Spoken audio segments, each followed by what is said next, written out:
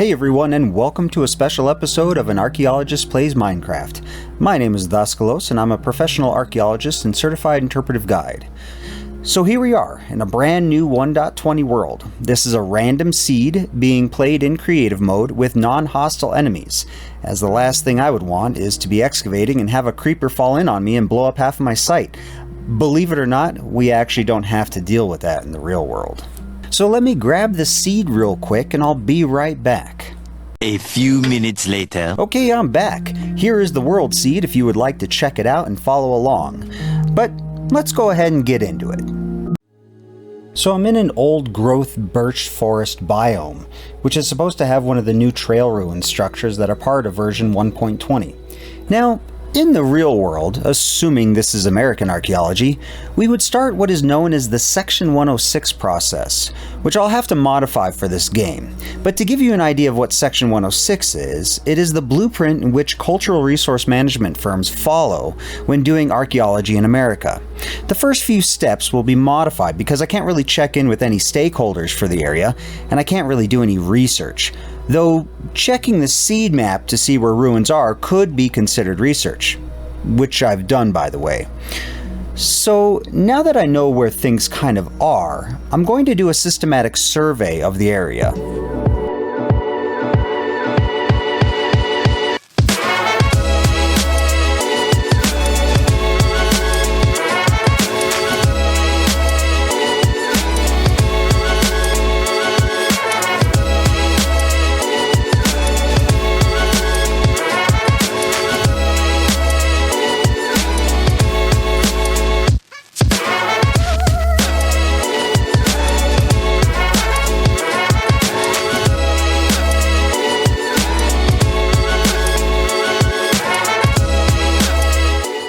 The way a survey works is like this.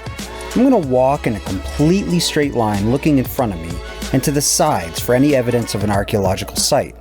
When I reach the end of the zone that I'm going to be looking through, I'm going to shift over a certain amount of blocks and come back the other way, in a straight line, doing the same thing.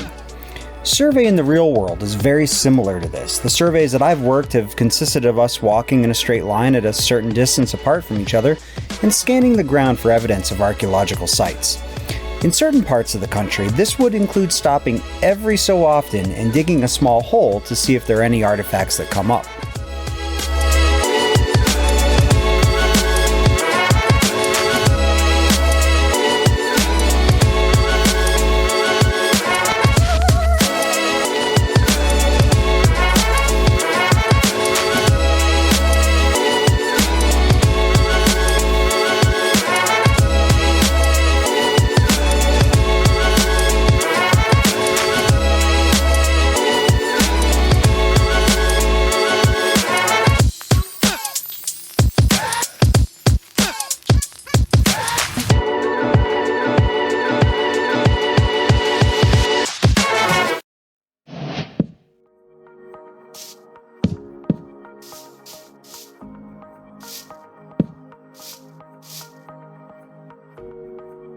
Alright, I seem to have found the beginnings of the trail ruins. Now, we are at an advantage here in that I kinda know the roundabout size of this thing already, and we're going to skip a few more steps in the Section 106 process and assume that excavation is needed. That's right, excavation is not always the answer when encountering an archaeological site, but for this one, we're going to go with excavation, and the first step is clearing the area.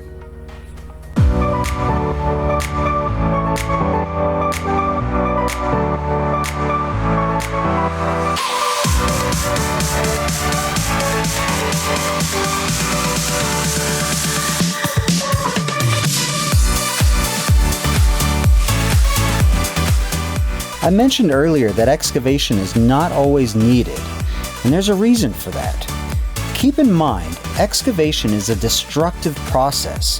You can't put the dirt back in the same way it came out. So we have to really pick and choose our battles. Sometimes, moving the project so as not to disturb the archaeological remains is the best plan of action.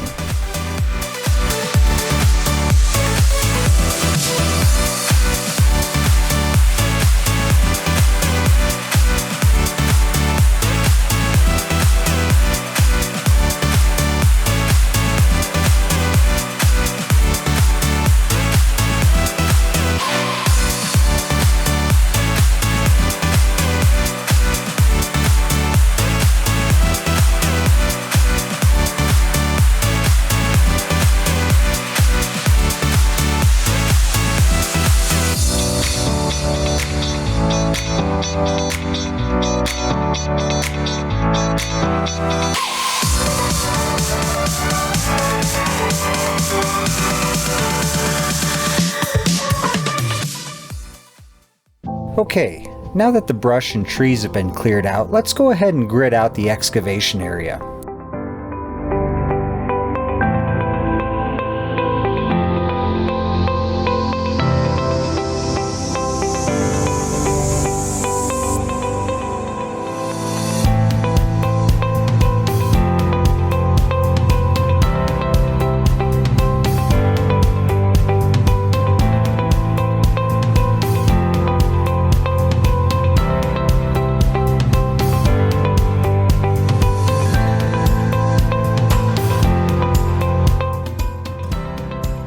I'm going to use some redstone dust to make the grids because it lays flat on the blocks and doesn't take a whole one up. Now, the reason we divide the site up into grids is so that we can keep track of where everything is coming from. That way, we can not only map the site correctly, but we can also collect data on context. You see, if I were to come to you with a dollar bill that I found on the ground and asked you what you could tell me about the person who owned it last, you'd need to know some things more than just the fact that it was a dollar. Context tells the story of the artifact, its relation to the site, and ultimately, context is the intrinsic value of an artifact to an archaeologist. The connections we make between the material remains of a site tell us significantly more than just a single item alone. Without context, well, you're just looting.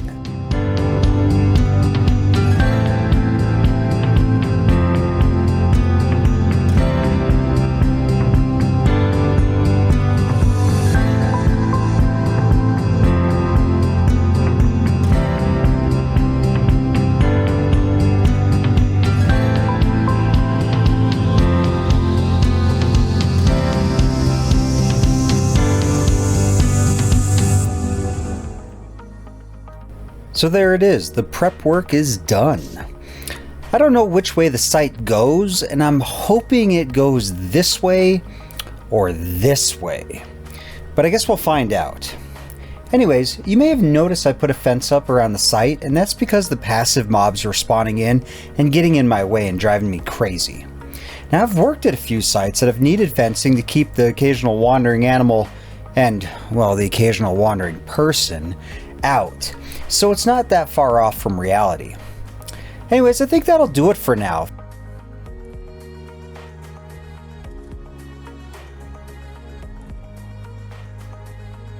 Today, we're going to start uncovering the beginnings of this trail ruin, following the proper steps as though it were the real world. And I'm taking a bit of a gamble as I still think the trail ruins go off in that direction, but I guess we'll find out. I do want to take a moment to talk about two things in particular: the datum and the grid section. You may have noticed last video that I placed a torch on the hillside behind me and built the grids off of it. That torch is sort of representing a secondary datum, though in the real world it wouldn't be in the site itself.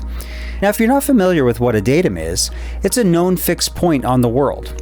Thankfully, Minecraft already gives you a datum. You spawn into the world near the coordinates of 0, 0, and everywhere you go, your coordinates are based off of 0, 0. So using that as a primary datum, I put the torch in the spot that would give me whole numbers.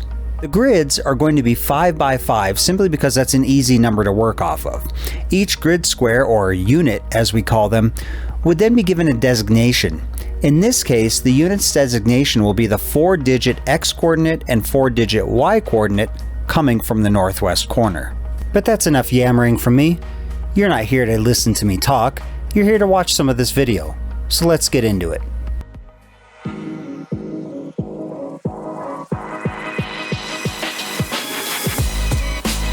Now, there was a bunch of incredibly helpful suggestions in the last video's comments section on certain settings to help with this series. I've since taken a lot of those suggestions and implemented them. There will be no day-night cycle, weather cycle, or hostile mob spawning. I've also changed the difficulty to survival mode, though we're still in peaceful. There was also a bunch of questions, and I'll try to answer some of those in the description box below.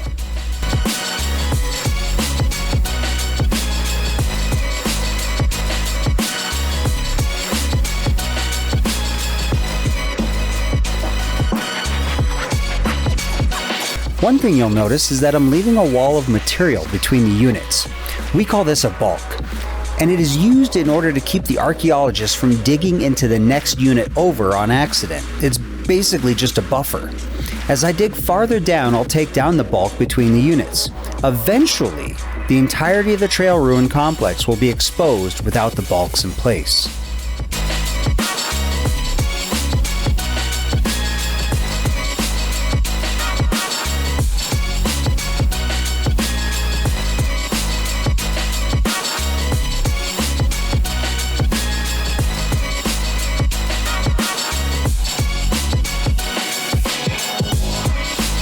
Now, I started by removing the dirt from the units evenly.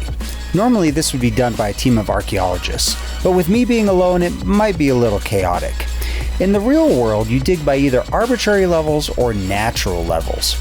Arbitrary levels are at a fixed depth. For example, digging down exactly 10 centimeters and stopping would be an arbitrary level. But digging down until you hit a change in soil would be what is considered a natural level. For Minecraft, a natural level would be, for example, removing the dirt all the way down to a stone level, like we have here.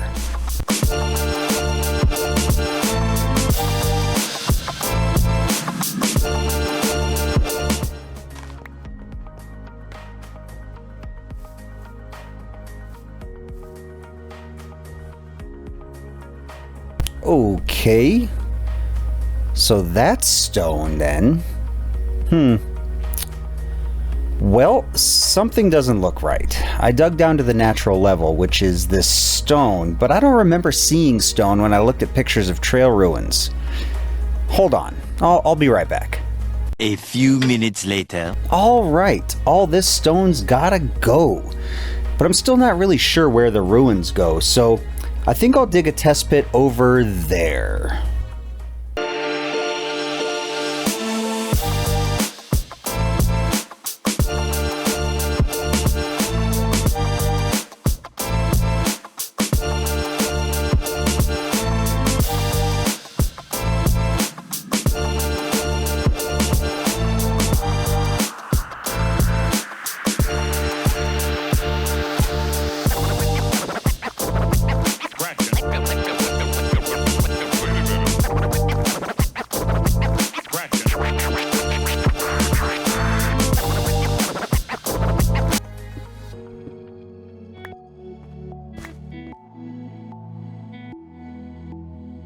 See that?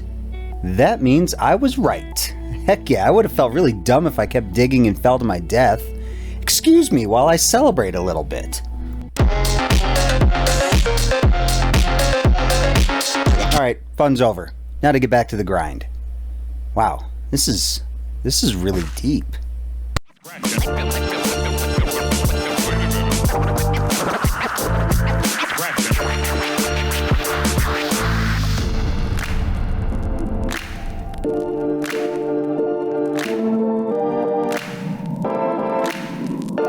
You may notice that I'm digging down to different levels in these units. And what I'm doing is I'm digging down and either exposing parts of the structure or just digging down to a natural level. In the real world, there is no one specific way to excavate every single site, and your plans may change as you go through. Here, as I dig, I'm fine-tuning and making adjustments in real time to my approach with exposing this complex.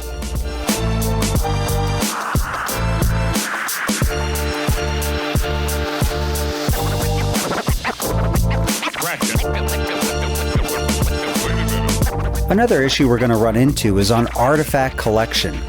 In the real world, we would take the artifacts and bag them, labeling the bag with the unit and level from which the artifacts came out of. But here in Minecraft, it's a little different.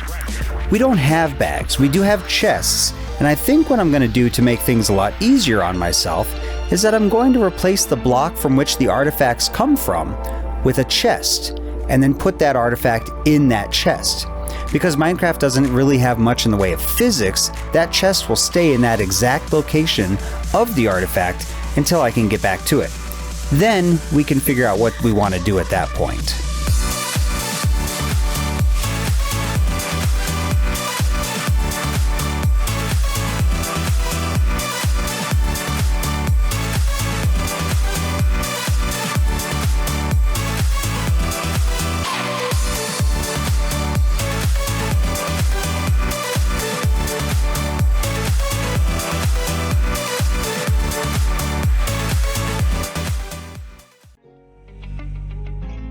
Now, with the new 1.20 archaeological update, Mojang introduced, at least in these ruins, suspicious gravel.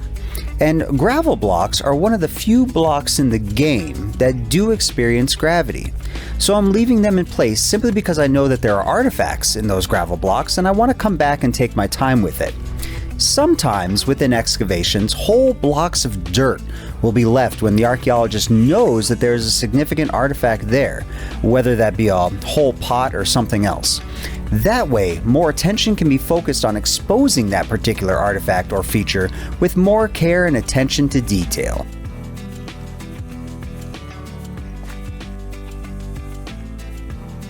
So, to get the artifacts out of this new suspicious gravel block, Mojang gave us the brush, though, to be honest, it looks more like a feather duster to me.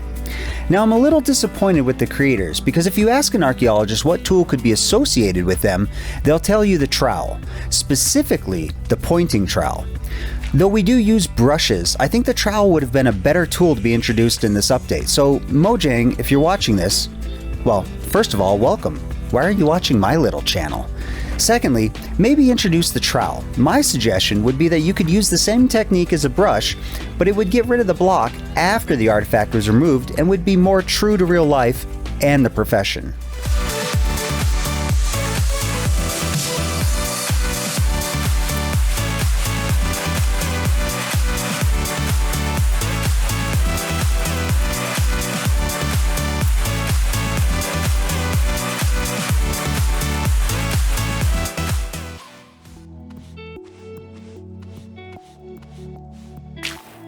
Well, we got our first sherd. I'd like to take a moment here and talk about the pronunciation of this word, since I've seen people struggling with this in a lot of other videos. It is not a typo. The word really is sherd.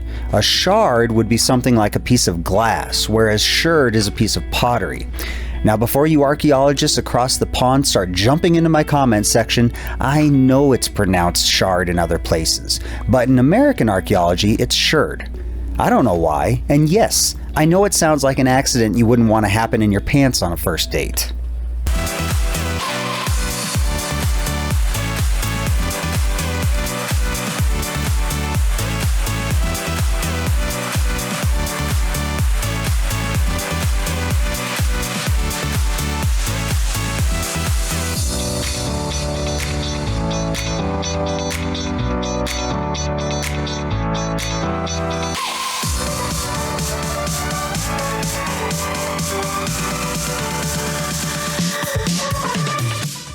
By the way, have you subscribed yet? No? It'd be a lot cooler if you did. On that note, I think we're gonna call it there. The site looks a little ugly with the floating chests and all, but just trust the process. So next episode, we're gonna expand the excavation and chase some of the buildings to see where we go.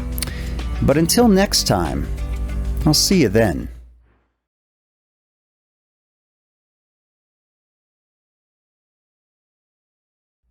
Oh, you're still here?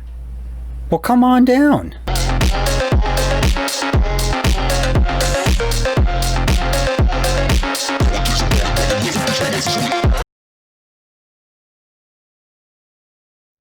Today, I'm hoping to uncover the rest of the tower, reveal some of the road, and just generally keep plugging away at excavating. And do be sure to hang out until the end of the video, because I've asked someone to join me in this world, and at some point he should be showing up. Now, much like last time, there were a lot of helpful comments, and much like last time, I'm going to take you up on some of those suggestions.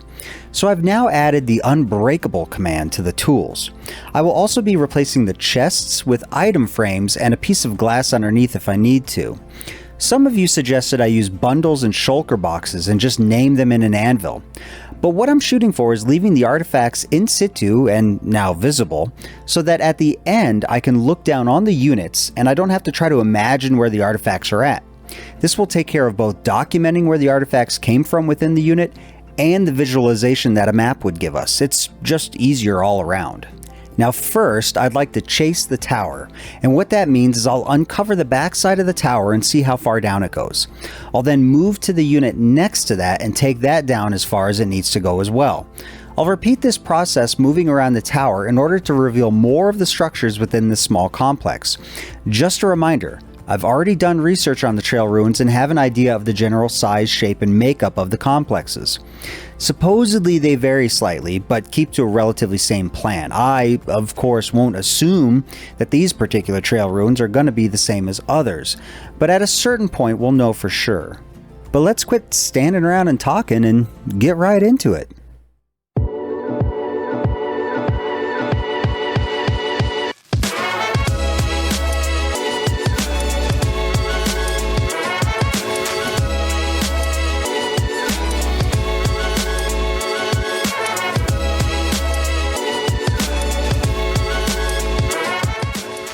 Now some of these units I'm taking down to just where I start to see a structure, or in this case what looks like the road surface, and some I'm taking down beyond that.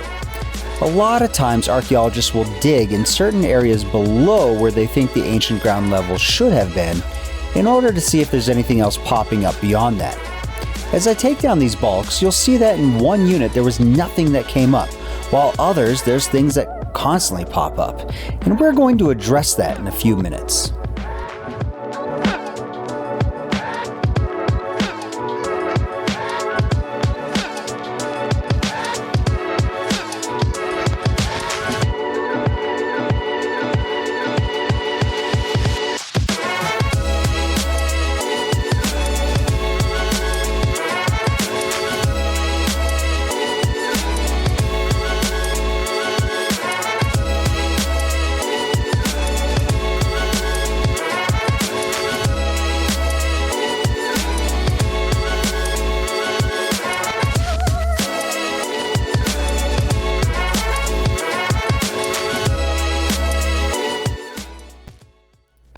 Wait, that's a fire pit. That's organics. Huh, that's interesting. Now you're probably wondering why that is interesting, and the reason is because organics don't usually survive. And what I mean by organics are the things that you would think of when I say that, like wood and plant material, but it can also mean finer things like fabric or skin. And there needs to be a very specific condition for organics to survive. A site needs to be either completely void of water and humidity like the deserts of Peru, or completely inundated with water like the bogs that you get bog people from. There's also a third category, and that's where there's no oxygen, like the anaerobic layer of the Black Sea. These very specific conditions create an environment in which organics don't naturally decompose or are not consumed by animals or insects. Carbonized organics, like charcoal or wood that's been burned, are usually untouched by insects as well. That's why it's interesting that these fire pits are here in the game, though I suppose with the charcoal in them and the fact that they're burned, it makes some sense. This also means that any wood that would have been in these structures that held them up might not have survived. Something to keep in mind.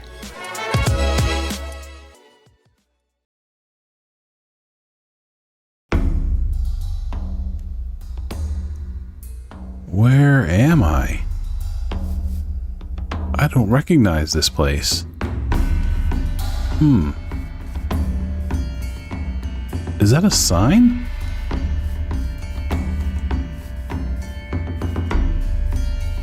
come to X1400 Z negative 1300.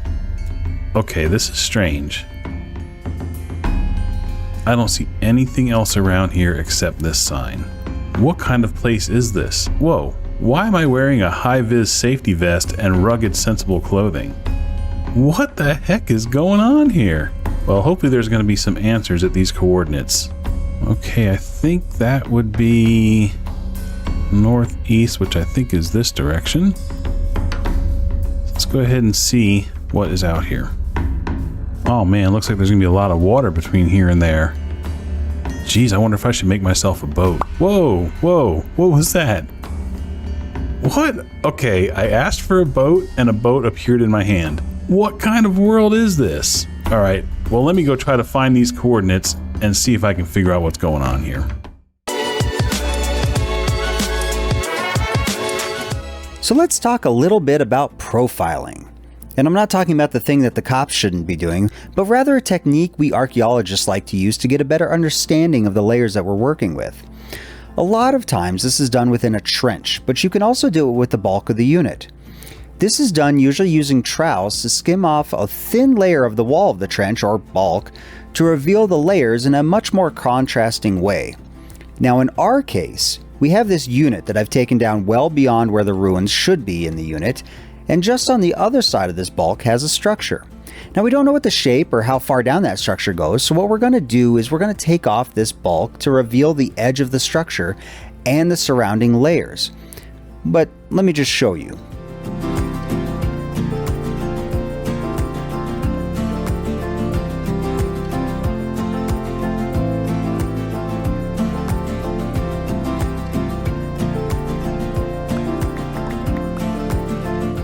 Well, that's rather anticlimactic. Anyways, carrying on.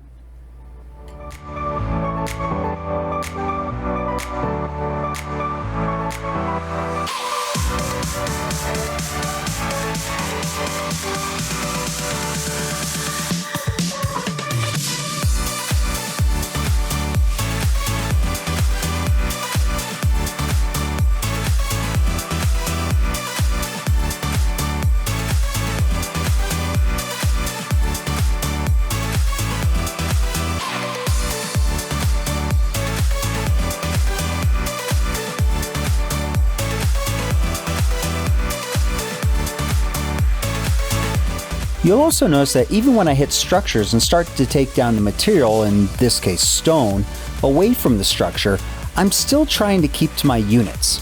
And this is because I still don't have as good of an overall picture of the site yet, and I'm still wanting to keep to my units just in case. As more of the structure unfolds within these units and I have a better picture of what's going on, it's only then that I'll take down the bulks in between. This is no reason other than to stay organized and comfortable with what I'm excavating.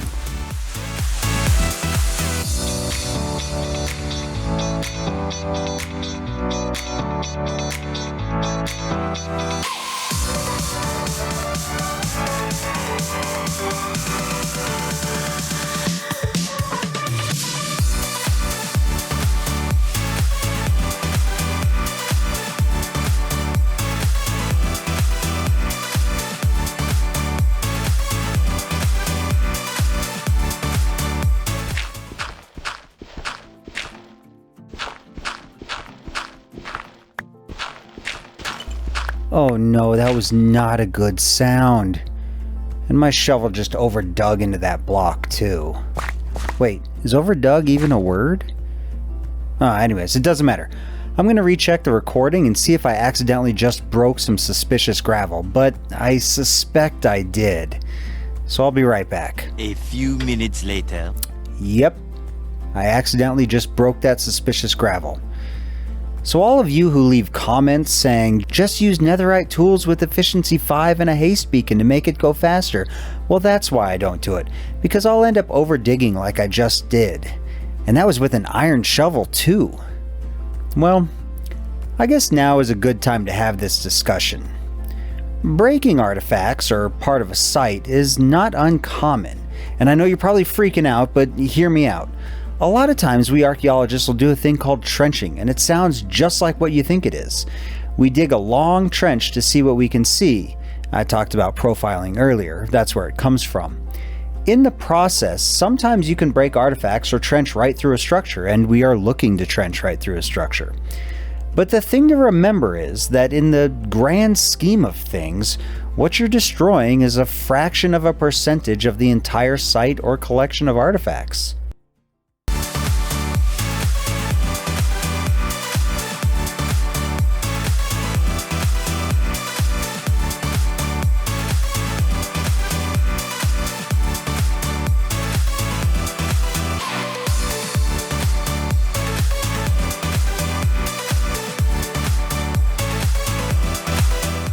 Now, I've backed this world up, and I could go into that file and dig to this spot and see what it was that I broke, but I'm not going to. I'm going to stick to being as realistic as I possibly can, and we don't have backups of the real world. Remember, nature grows back, archaeology doesn't. So I'm going to continue knowing that I lost whatever that one artifact is, but also knowing that it's probably not going to change the interpretation of the site.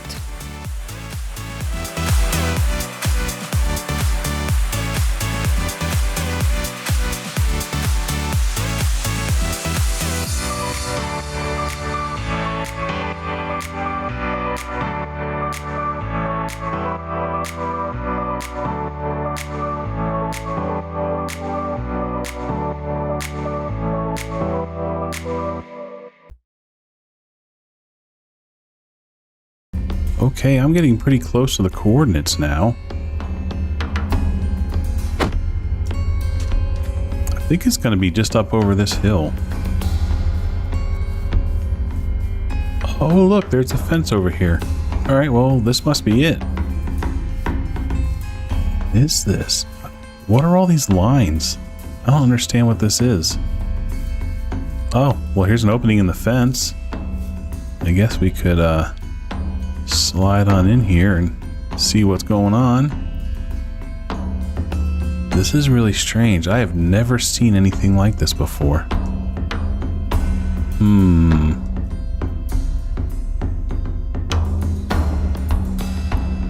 What is that?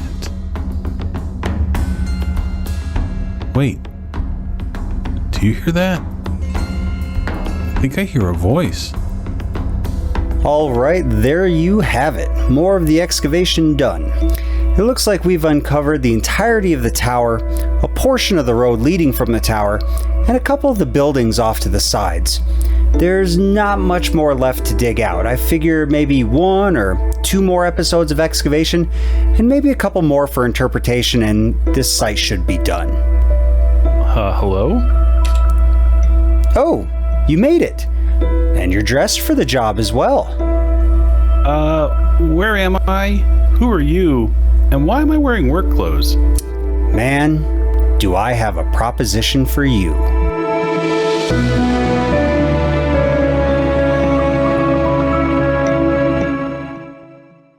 Hey everyone, and welcome to part 4 of the Trail Ruin Excavation in Minecraft. My name is Daskalos, and I'm a professional archaeologist and certified interpretive guide. And I'm MC Oda. I'm a Minecraft YouTuber with several Let's Play and SMP series on my channel.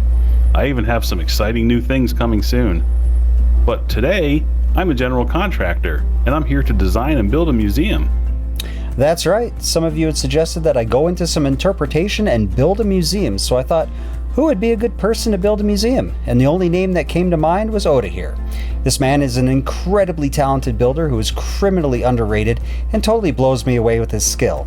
He subscribed to my channel back when my subscriber count was in the low double digits and has been nothing but supportive and helpful this entire time. As you all know, I got incredibly lucky with the algorithm and I want to share that with him, so go check out his channel, subscribe, and follow both the construction of the museum and his latest hardcore series, which has a pretty genius premise to it.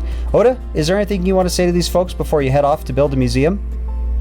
Well, actually, we are standing on the future site of the museum right now, and it's only a short walk to the dig site from here. Actually, I've already begun drawing up plans, and I am excited to get this project started. Alright, man. Well, I won't take up any more of your time, and I look forward to seeing what it is you've built.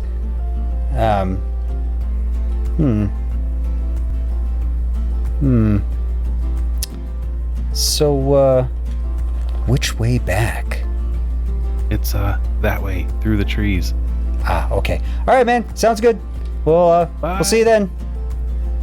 Alright, now, just so everyone knows, when this series is done and the museum is built, this world will be downloadable for everyone to come and explore.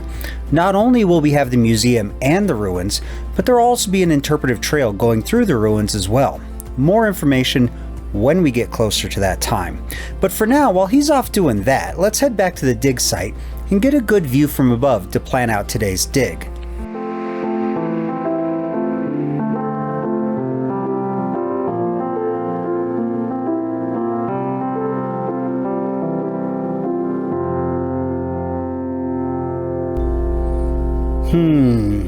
Alright. So, this building is obviously fully exposed, and we still have some of that gray building and purple building over there waiting to be exposed. And if I remember correctly, there's sort of a fleshy colored building off this way too. So I think what I'm going to do today is I'm going to expose more of the buildings around the tower, using the tower as sort of a focal point. But first, there's something I want to show you down here.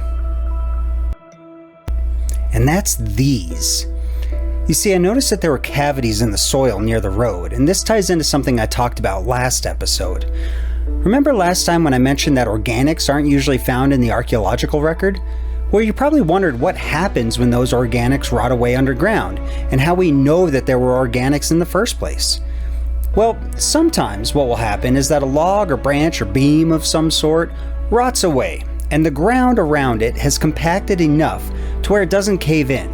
So what you're left with is something like this, a cavity. Sometimes we're lucky enough to get the imprint on the compacted soil to know for sure what was there, whether that be wood, a basket, clothing, or even a body itself, much like at Pompeii. So what I'm going to do when I find these cavities is I'm going to fill them with some birch logs since we're in the birch biome, and that's probably what was here. But enough yammering away. I got my shovel, I got my pick. Let's get our hands dirty.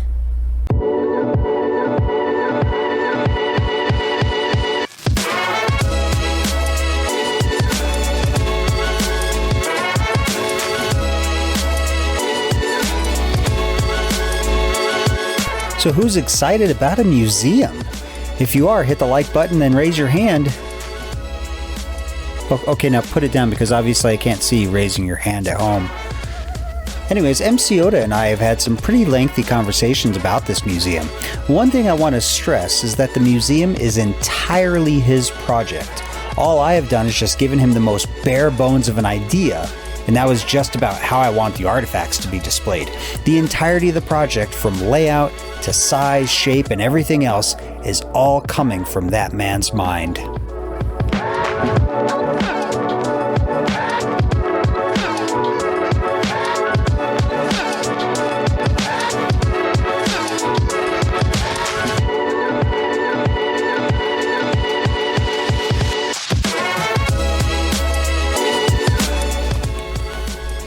MC Oda showed me the floor plan the other day, and I gotta say, it was impressive. He also showed me a mock-up of 2 of the rooms. Now, they were obviously mostly empty and no displays were seen, but I was quite impressed with it.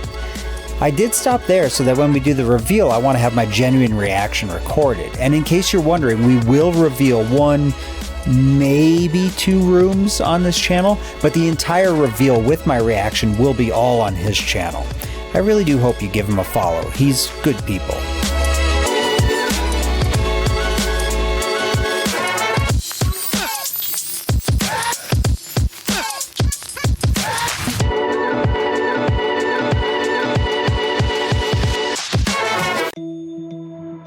So as you can see, we seem to have hit the opening to a cave system, and just in case anyone is typing away in the comments section, stop now. Hold on real quick. If you're going to be asking me what we do in the real world when we come across something like this, I'll be completely honest with you, I have no idea. I've never been in this situation, and as such, I can be no help for you there.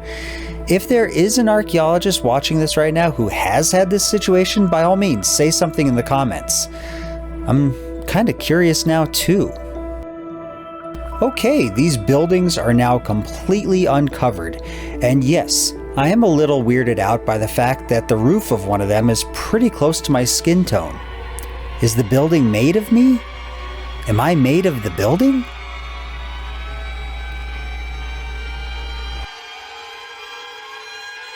Hey, let's find the rest of that road, shall we?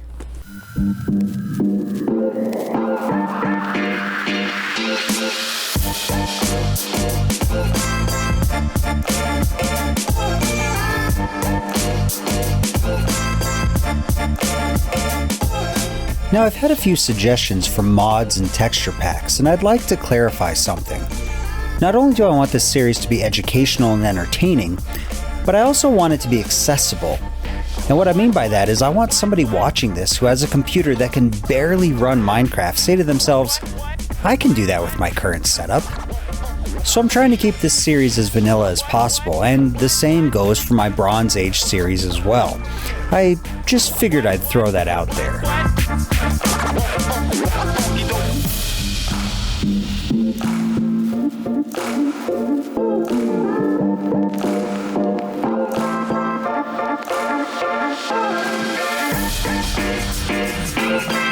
There have been many comments suggesting that I continue this series with other structures in Minecraft, specifically the ancient city, ocean ruins, and all that nether stuff.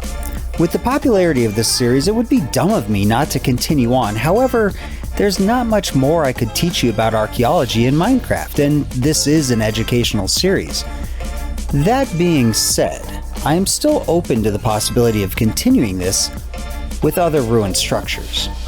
So I tell you what, if you want to see me continue this in other structures around this world, leave a comment with the word yes in it. Nothing else, just the word yes. Let's screw with all the people that didn't watch the video all the way through or just fast forwarded to the end.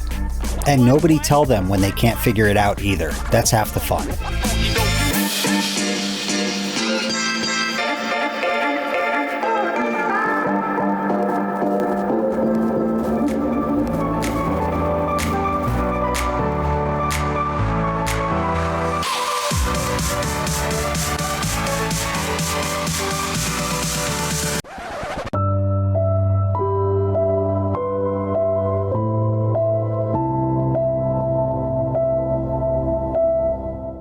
Oh, that suspicious gravel just fell into the cavity and broke. Nothing I can do about it now, just gotta keep on going. It was here that I screwed up. You see, it was getting later on in the evening, so I decided to call it a night and cook myself some dinner. Green chili chicken mac and cheese, by the way, from scratch, not from a box, of course.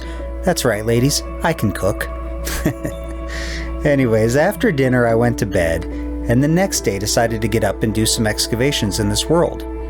Unfortunately, Replay Mod decided not to record anything, and I got a good bit done too. I just wish you could see it. I followed the road and eventually found the end of it, which is fitting as the end of our journey with this site is approaching quickly too. I'm going to leave you with some glamour shots, and next time we'll go ahead and expand out to the sides of the road. This should uncover the remainder of the site. Then it'll be time to make the landscape around it prettier and easier to explore, and then it'll be on to the museum and the world download. But until next time, I'll see you then.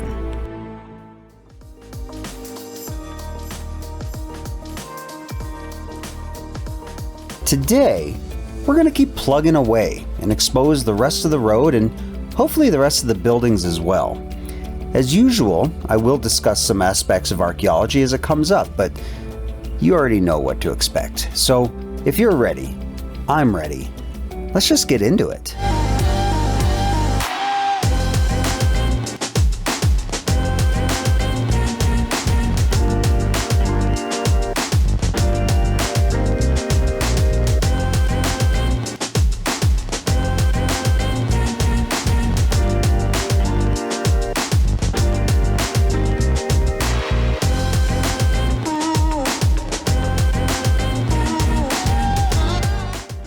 Well, this is interesting.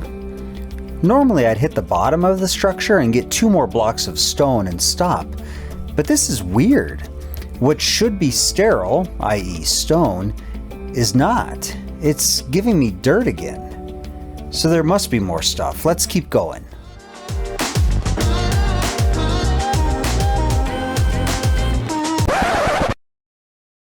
Oh. That's why. That's, yeah, that's quite the basement.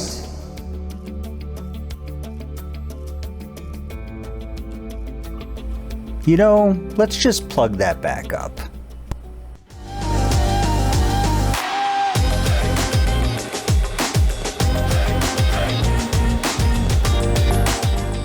The first thing I want to talk about today is dirt. Super exciting, right? But the one common thing every archaeologist is looking for in an excavation, believe it or not, is dirt. Specifically sterile dirt. And the reason why all archaeologists look for sterile dirt in an excavation is because it shows that you are at the bottom of whatever it is you're uncovering. But at this point, I'm sure you're asking, what is sterile dirt?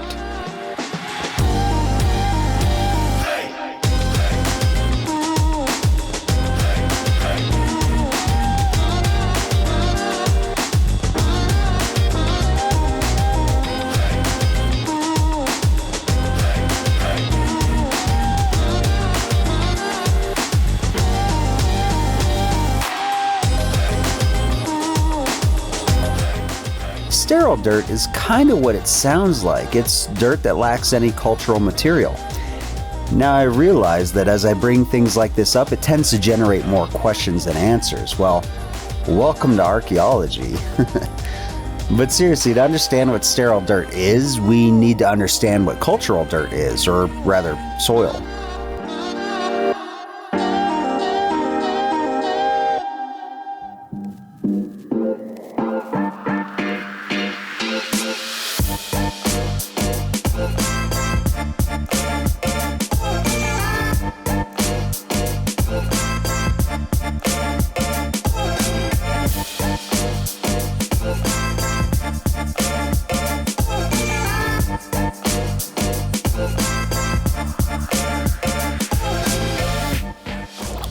Now, archaeologists sometimes aren't very creative in naming some of these things, and that's generally a good thing. A lot of the labels or terms for things are very simple but descriptive. Cultural layers or soil or deposits, whatever you want to call it, all share the same thing no matter how you phrase it. These are deposits of cultural material, and cultural material could be anything from the obvious, artifacts, to things as simple as ash layers in a fire pit. These cultural layers are simply layers of dirt that show human impact.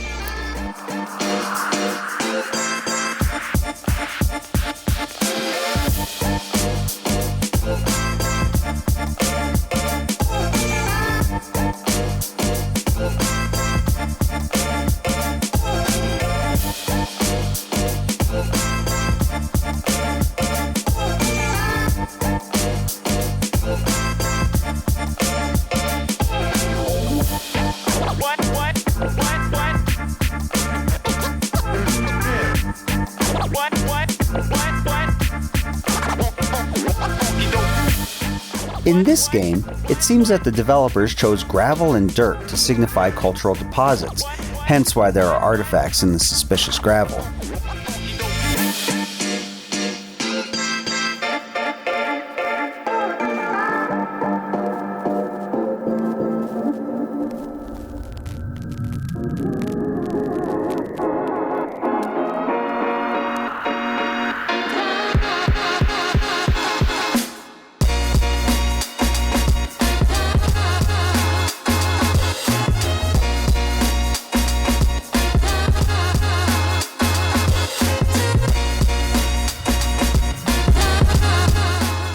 So at this point, you're probably wondering what I meant when I said that sterile dirt is the one common thing that every archaeologist looks for. Well, sterile dirt, like mentioned earlier, doesn't contain any cultural material, which means that this layer would have been the ground that ancient people walked upon or built upon. But just because you find sterile dirt doesn't mean you're done digging.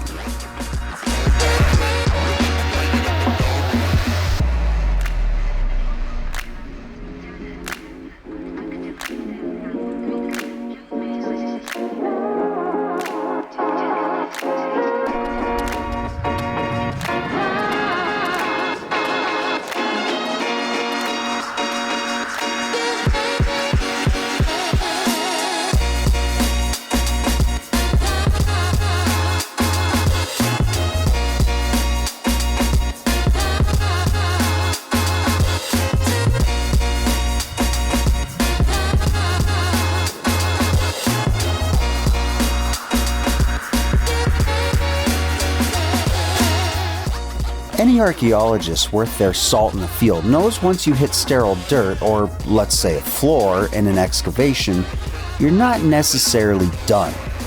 Gaps in habitation will often present themselves by layers of sterile dirt.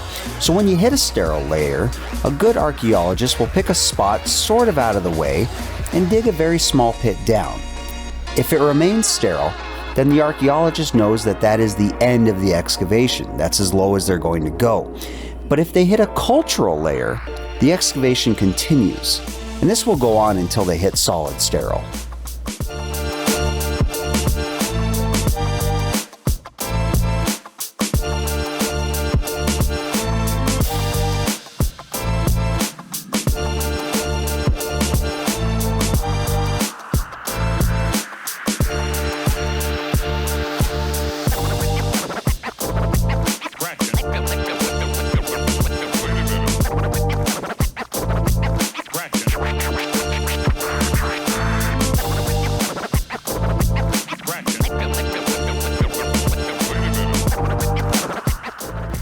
In this game, it appears that the developers decided that sterile dirt was going to be represented by a stone block.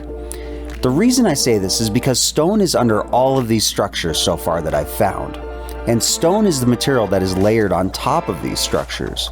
Because after someone leaves a habitation and the site is left untouched, sterile dirt moves in to bury the structure, at least most of the time. Out here in the American Southwest, a lot of sites are found because they're exposed. This means that there's usually a concentration of artifacts on the ground.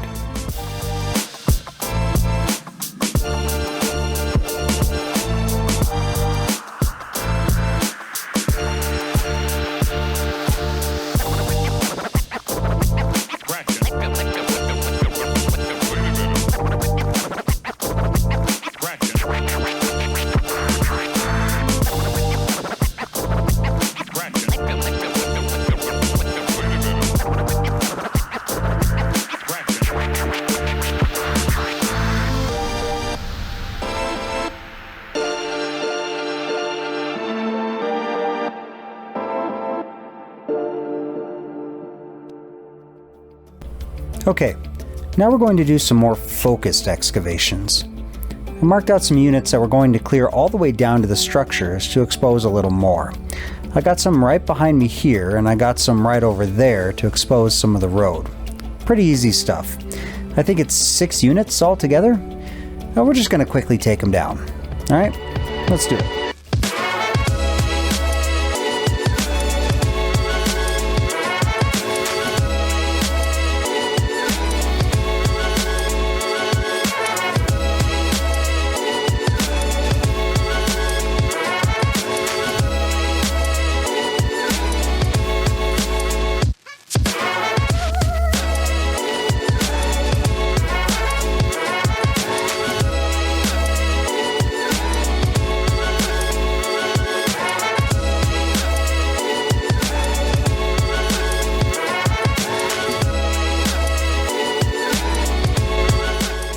But in a lot of other places, you'll have to do what is called a shovel test pit, and it is what it sounds like. You basically just dig down and sift through the stuff and see if there's any artifacts. Because a lot of those sites are buried. Though not nearly like this one in this game.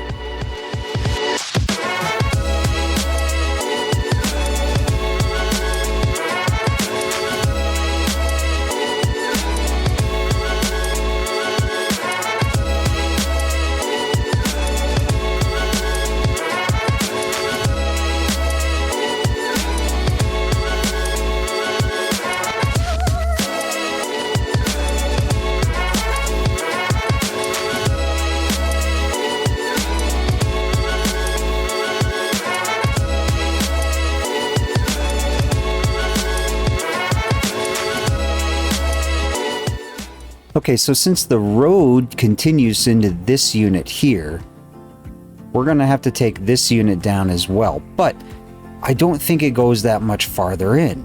So what we're going to do is we're just going to sort of take it off layer by layer vertically and keep going back and probably not even have to excavate the whole unit. But here, I'll just show you.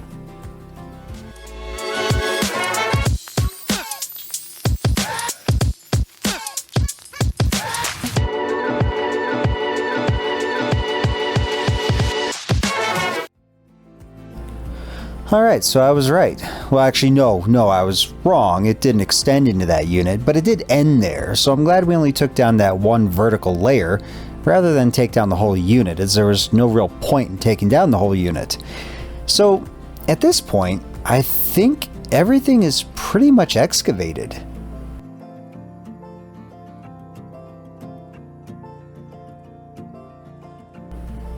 Yeah, everything's pretty much excavated at this point, with exception to the insides of the buildings. So I think what we're going to do next episode is clean out the insides of the buildings and clean up the rest of this terrain. I don't think there's any kind of archaeological precedent for the whole Minecraft terraforming thing, but I don't know.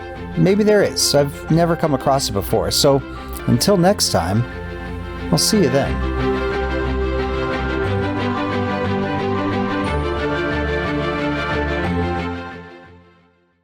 Today, we are going to clear out some of the area around the site and terraform it a little bit to make it easier to access.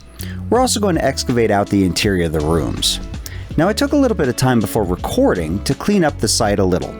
I removed the redstone grid, but I kept the datum torch and the fencing. Look, we've got a lot of work to do today, so let's just jump right on into it. Many hours later. That took way too long. Look, I'm not going to show you the time lapse, otherwise the whole episode will be terraforming. And let's be real, this series has gone on twice as long as I thought it would take, so I think I need some help. And it just so happens that there's a contractor on this server, so let's see if he's up for it.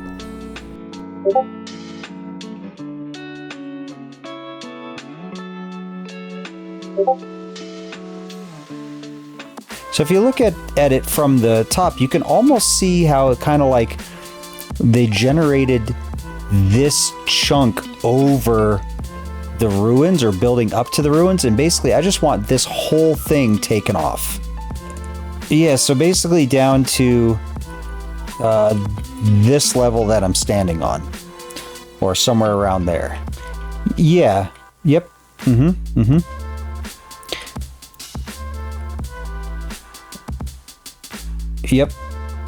Yep, and going as far as, let's say, where you have this little orange guy here.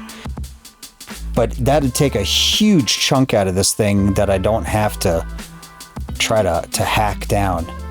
And then for this I think I can sort of hack down manually and be okay.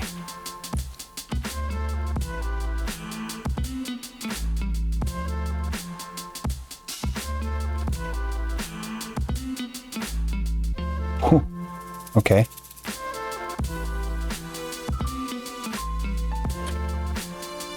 Okay. Yep. All right. I like. Yep. Okay. Yeah, I like it. Okay. Woohoo. Wow. Okay. Yeah, no, that's perfect.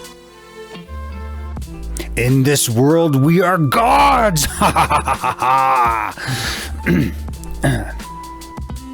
Well, even with Oda's help, the terraforming still took a few hours. But it is done now, and I gotta say, it looks good. So, let's start excavating the insides of these buildings.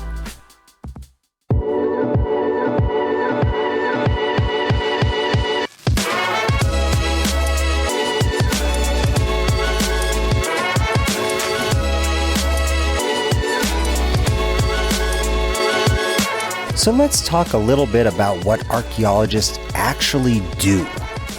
I bet when you hear the word archaeologist, you think of people digging in the dirt.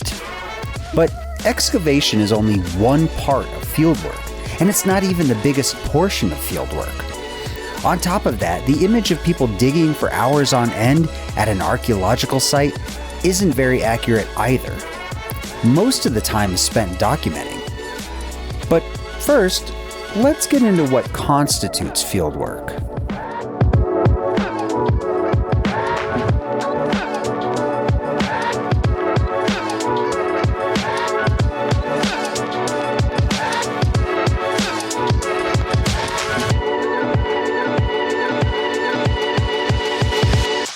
As a cultural resource management or CRM archaeologist working in the field, I've found that the majority of my fieldwork has been survey. Now, I mentioned survey in the first episode of the series where you walk along in a straight line looking for things. In my time as an archaeologist, survey has taken up about 80 to 90% of the work that I get. The rest can be divided up by excavation in what is known as monitoring.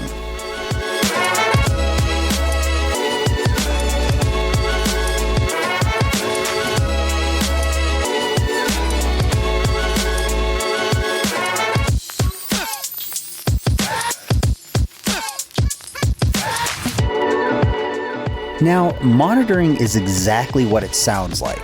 You, as an archaeologist, monitor contractors who are digging in the ground. These contractors can be gas line folks or other such utility lines or even construction workers. And what you're looking for is the standard archaeology stuff. This is to ensure that these contractors don't destroy something before it's properly documented. You heard that right. Excavation is a destructive science, and we document when we excavate, and that is no different when it comes to contractors digging as well. Obviously, if something is significant enough, the digging is halted or moved somewhere else.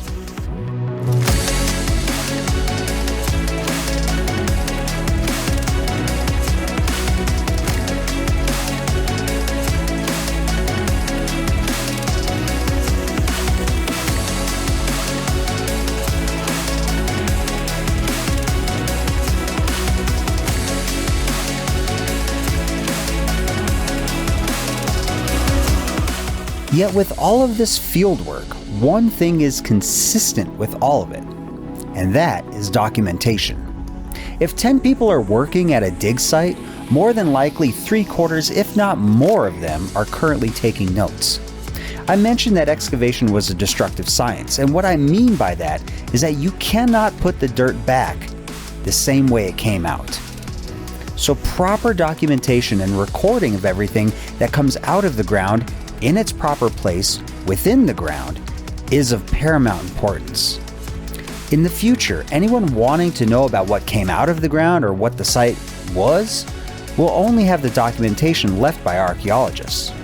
Well, and the included artifacts to go off of.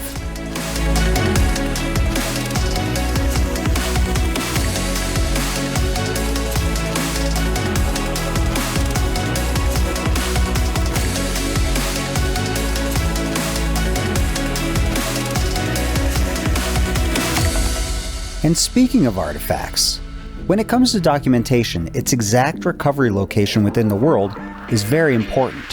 I know I've mentioned that before.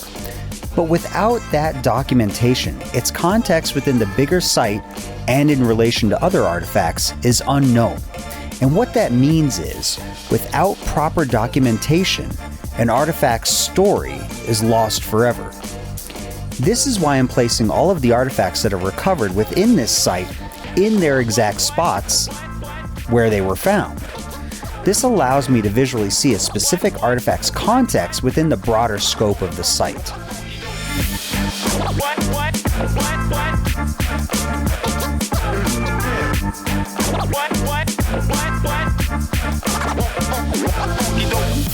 All right, we only have one building left, and that is the tower. So, let's just jump into it. And finally, all of this that I'm talking about brings us to interpretation. All of the documentation that accompanies a site is just individual puzzle pieces that archaeologists can use to piece together the larger story. Unfortunately, archaeologists will never know if the story that they have formed is 100% accurate or if it's even 100% false. We don't have time machines. We can't go back and double check our work. That is the best and worst part of archaeology.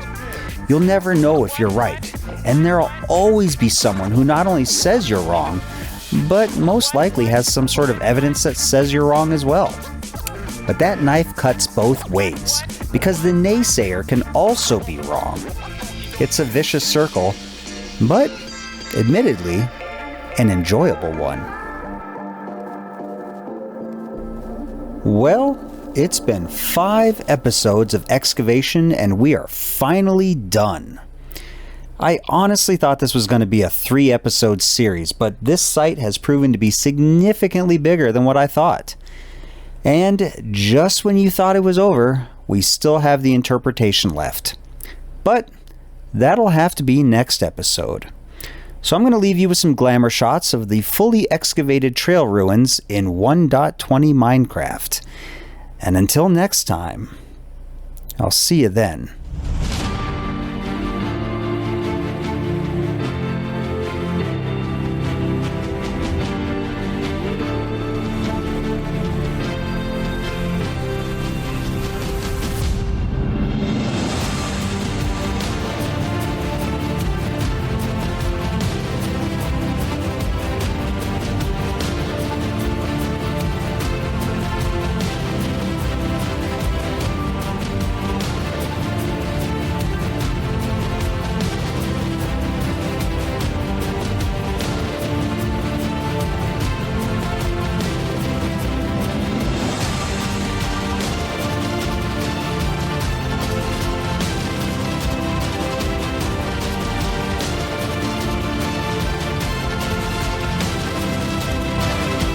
Hey, Daskalos. Hey, I'm kind of in the middle of the glamour shots. What's up, man? It's done. No. Yeah, you want to come see it?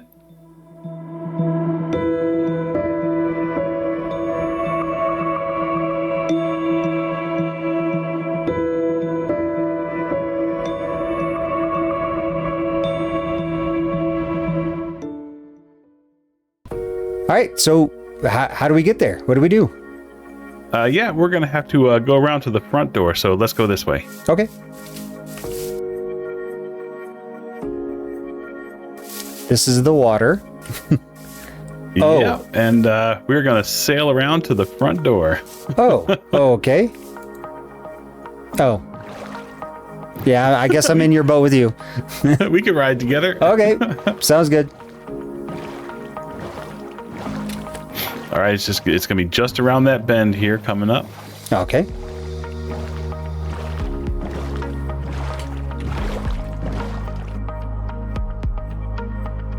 There we go.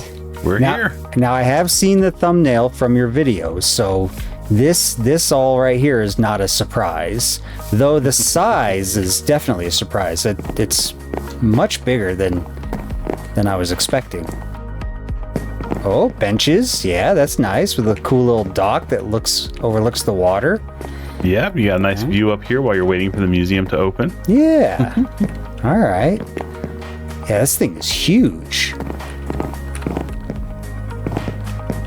Yeah, right. and I pulled these color patterns out of the actual ruins. One of the buildings in the ruins were striped with these colors. Okay. All right. Looking good. Looking real good. And I see you incorporated some of the colors here too on the sides.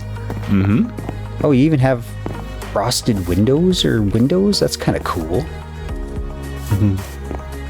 Oh, wow. You got the fence. Wow, there's like a ton of... It doesn't look like there's a lot of detail, but there is. It's like all these... And the walls, this weird texture. Was this wood brick walls or mud brick walls? Yep, exactly. Mud brick walls. And then they get this neat little texture when there's blocks on the other side. Nice. All right. Well, let's... there we go. Well, I guess we hop the fence. Yeah, all right. There we go. All right. Well, should we check out what's inside? Sure. Head on in. I'll let you go first. All right. Whoa. Holy crap. Oh, this is cool. This is way cool. You got a gift shop over here. Oh yeah, you got to have a souvenir shop. People are gonna want to take a little memento home with them. I'm glad I turned my invisible armors off. These probably would have looked really weird. All right, cool. Oh, you got the pots up there too? That's cool. Yeah. And the terracotta. All right. Yeah, all the terracotta. Oh, there's even like, are those? Yeah, little flower pots and everything. You can barely even see them from down here, but it's just like, oh, that's way cool. Yep, and this right here, this is a recreation of the main tower in the ruins. Of course, built the way we thought that it might look like if it was completed. Mm-hmm. Okay. Of course, it's not as tall as it is. Right. Yeah. You don't have enough space for that. Sticking out the roof, and you got the we're not responsible for hurting yourself sign. So that's pretty cool. Of course. Can you actually? Oh, you can climb up in here. Oh, you can go all the way. All right, you can go all the way up over here. All right, that's cool. Yeah, that's way cool. Oh, and you got a map too? Oh yeah, this is a map of the area, and it shows the museum and the nature trail and all the way to the ruins. Nice. Are these locked? They are not locked. You could just take one out and remake it. Okay, because I'm going to be probably putting a trail around or through the ruins too, so... Oh yeah, absolutely. Yeah, okay, cool. Yeah, and you got, anything in that? No, they're all blank? Okay. All of these podiums here with the blank books are for you to provide any information you think would be interesting about the, about what's in this one. You could talk about the tower. This one you can talk about the land, the area. Okay. Yeah. All right, so I got a weird technical question for you. Okay. I see no torches or lights or anything, yet this is all lit up. Oh, you know what? Hold on, I don't even have shaders on. What does this look like with shaders? Oh, yeah. Oh, I can actually kind of see where the light's coming from. Looks like behind some of these paintings, maybe? Yep. Okay. Yep, these paintings on the wall are hiding light sources. Right. This map is hiding a light source. There's lights underneath the map. Okay. Even in the ceiling, up underneath these panels, we have lights. Nice. Okay. Yeah, I was gonna say because it's definitely got like a weird glow around the edges. That it looks way cool. Almost like it's got hidden lighting up in there. Which it does, but like if this were the real if this were the real world, it's almost like there's like LEDs hidden up in there. So that's way cool. All right, yeah, this is super cool. You got the cash register too. Yeah. Oh, and they're note blocks at the base of these pillars. Okay, that's cool. Yeah, I thought they added some nice texture here to the pillars. They kind of look like they might be like a reinforcement type of a structure there. Well, and that just means that when people get the download, they can slap whatever music they want in there. It's probably going to just play in the room that they're in. That's right. Yeah, that's cool. That's way cool. All right, what's next? What's next? Well, first you have to come over here and get yourself a ticket. Okay. Oh, through the chain. Oh, through the chain. Oh, wait. That was almost the exit. All right, there's that, and that. All right. Okay, how much is it? The admission price is 2 emeralds. Oh. You didn't bring your wallet, did you? It's fine. No, I got it. Well, this was a quick tour. All right, see you next time. Yeah. How many? 2? What? Oh, did you find some? I found some. Here. There you go. 2 emeralds. Perfect. Okay, let me ring that up. All right, let's go ahead. We can do the tour. All right. This is a self-guided tour, but I'll be happy to walk along with you and provide any information you want. All right. Okay. Yeah, it's got some automatic doors to let you in. Oh, this is way cool. This is okay. So one thing I will notice, or I'll bring up that I noticed, it's very, the colors are very warm and very sort of cozy in here. This is reminds me of the museum that's actually pretty much in the place where I live right now, or really close to the next town over. Oh wow! So yeah, cool. This is. Yeah, I kind of wanted to give it that hometown feel. You know, something that was built on the site. You know. Yeah. And yeah, you got I like the soul lanterns. Those give kind of a cool contrast to the whole thing, and they don't really put out that much light either, which is kind of cool. Yep, yeah, it's a nice soft glow. Oh man, this is way cool. So here we have some recreations of some of the rooms. Each room of the museum is going to have one of these. Okay. And this is something that we thought might represent what was being shown in this room. So this room, all of the artifacts in here will be the like food and agriculture. Okay. You know, that kind of thing. And we thought maybe this room would go along with that. Maybe this could have been a kitchen pot. Maybe this could have been an animal stable. Something to have to do with agriculture and farming. All right. Yeah, you put some thought into this. Okay. Yeah. Yeah. All right. Yeah, that's pretty cool. What are all the... Oh, these are... Yeah, so these are the display cases. Yeah, these are the display cases for the artifacts. So we've got some name tags here. So when you bring the artifacts in, we know where to put them. Okay. And where? Oh, in here? We've got some... And if you just look straight ahead. Yep. There they are. Yep. There's a joke here, I'm sure. But yeah, all right.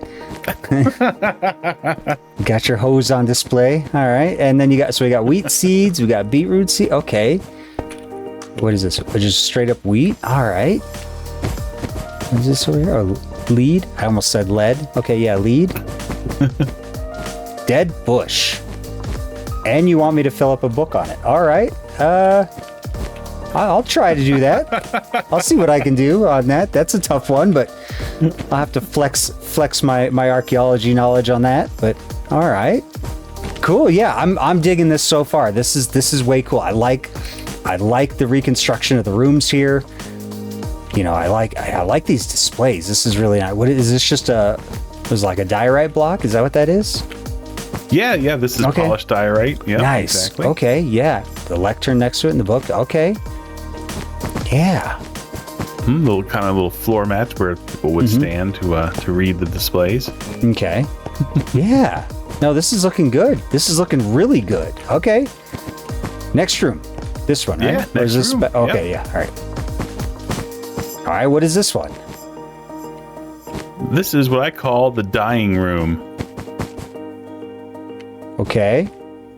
But not because you're in danger. Oh, okay. Because we're gonna make things of different colors. Oh, okay. Because I was gonna say I don't have a sword on me or anything. I didn't know what kind of tour this was. Oh, all the stained glass. Okay, yeah, all the stained glass that I was finding. This is dye. Okay, yeah, all the dyes. All right. And then the purple roof building. All right. Okay. This is the terracotta piece. Okay, yeah, the unfired terracotta, the regular old terracotta, or the unglazed, I should say. Yeah, exactly. Okay. I figured this is where you could talk about the use of the colored terracotta. Okay. Oh, and you got the glazed one over here. Okay. Exactly. Yep. All right. We can talk about the glazed terracotta here. Okay. And then what's this one? This one's the candles. Okay. Yeah. Yeah, because there was a bunch of candles that popped up in that place. And I could even take the candles and just put them directly on the diorite block instead of using the frame. It could just sort of stand there like a display. Oh yeah. Oh wow, that would probably look better actually. Yeah, that'd be pretty than cool. laying flat in the frames. Yeah, that's okay. And 2 books for the candles. All right. Yeah, I'm really gonna be flexing my archaeology knowledge on this. All right. Cool. And then oh yeah. This is the road? Yeah, this is the road. Oh, heck so yeah. This is a recreation of the road as it stands here now in the ruins. Like, in these other rooms over here, these were recreations of what we thought they would look like, more fully constructed, of course, then cut away. Right. But the road there, that is exactly as it looks in the ruins today. Nice. Yeah, and there are museums that do this where they don't do the replicas underneath. They actually build a glass floor over the actual sites too. So yeah, no, this is way cool. Nice. Oh, and you got the elevation change that it did. All right, that I noticed the other day. Yep. Yeah. Okay. Cool. Yep. And this spot here, these 4 pieces of brown terracotta, those are the 4 posts that hold up that main tower that we saw in the atrium. Oh, and it even has the weird mud brick block that's oddly out of place in this whole thing. Yeah. Okay. I was noticing that the other day. Yeah. Okay. Okay. And you got 1, 2, 3. Okay. 3 books. All right. Yeah. I could probably do that. I could probably wait, does this have...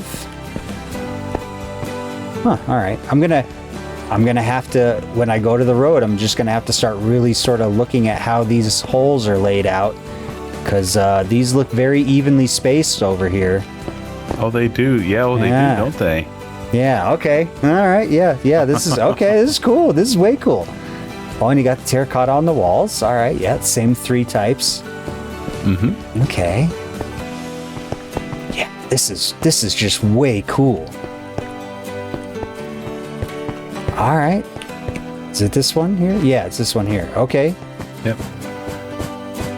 Yes. So this is one of the highlights. This is what a lot of people probably came to see, and that would be, of course, the smithing room with all the armor trims. Mm-hmm. Okay. The razor, the shaper. Okay. Gold and emerald. All right. Yeah, because I was finding those, yeah. The Wayfinder, all right. I wonder if the names of these things have any kind of significance. Razor, Shaper, Wayfinder. Oh, yeah. I'm gonna have to...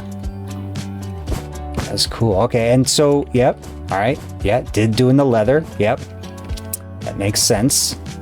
Yeah, because there was that's no... right. Yeah. We had discussed before about how there was no metal armor found at the site, so that you were assuming that they probably made leather armor and decorated up the leather armor. So that's why we chose to use leather here. Yeah. For these displays. Okay. Yeah, makes sense. I mean, yeah, leather would not have survived. Yeah, and the metal definitely would have survived because we have the gold. So yeah. All right. Cool. Yeah. You got the smithing table and the... Oh, there was a blast furnace in there? Oh, I'm sure there was.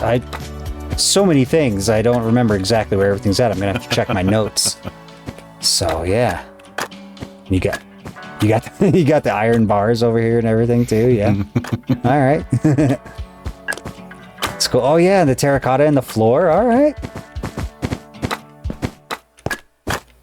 Cool. All right. This is way cool. This is way okay. From here, it's this store. Yep, Yes.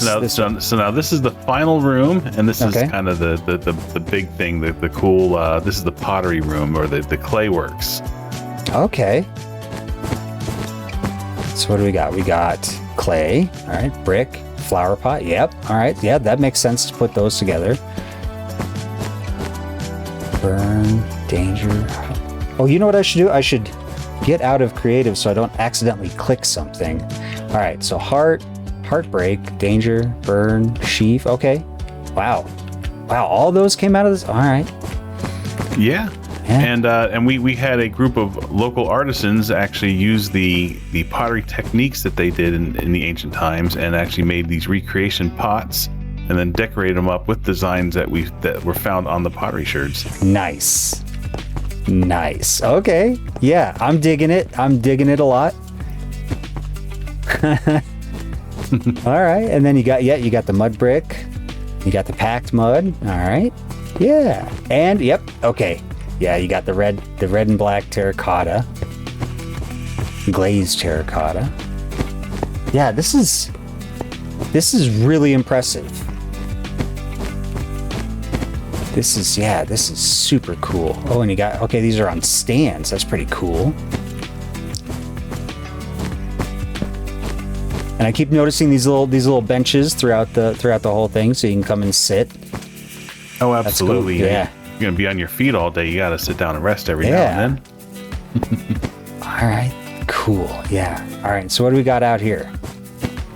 Oh. Okay. Like a little concession stand thing and seats and tables. All right. That's right. Yep. You can have a little snack and sit and talk with your family or your friends for a while, because the next part of the tour would be the nature trail and then to see the actual ruins. Okay. And this trail starts here. There's a little book here. You could even talk about anything about the nature trail you thought would be interesting. Okay. And yeah, so I figured, people would want to take a little break before they take that walk. So that's why we have the concessions for them. Okay. Oh, and you got benches up here too. I like these lights. This whole pot with the copper thing and then the lantern on top. That's pretty cool.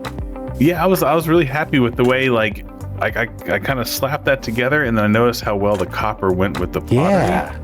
And I just thought that was just a perfect fit. Kind of reminds me of like a tiki torch. Yeah, it definitely does. Yeah. With a very wide base. Yeah. Kind of like one of those like propane heaters that you get for the winter, and it's got like that big dish on the top, Yeah, it looks a lot like that. All right, cool. And you got I like the trash cans. The trash cans. That's right. We got to keep litter under control. We don't want to mess up nature flip here. Up too. You get the bag out. Okay, yeah. All right, and so this thing just kind of winds around to the. Yep, and then this will continue through the birch forest all the way till it gets to the ruin site. Okay. All right. Yeah. Oh, you even have little AC units on the roof. All right. Hold on. This I definitely need to go back into creative for. I gotta check this out. And shingles, I see. Yeah. Yep. And I kind of pulled that those mud brick walls up here to the top here as well, and I thought that kind of looked nice wrapping around there. Yeah. With the multi-tiered roof. Yeah. No, that does look really cool. Yeah, because it brings the walls from down there up there. Yeah. That looks real good.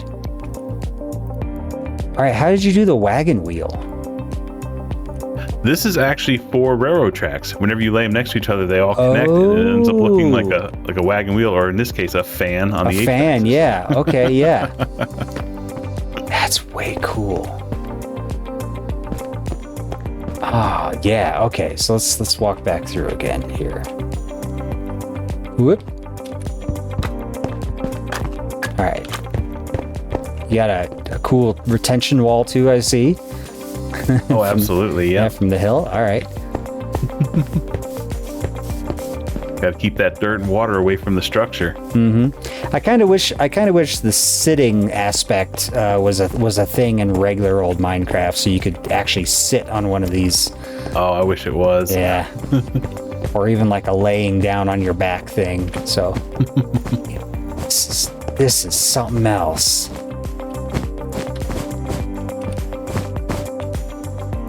Oh, watch your step. You almost fell in the hole. Oh, yeah, because this thing has the basement. That's right. Yeah. That's right. Yeah.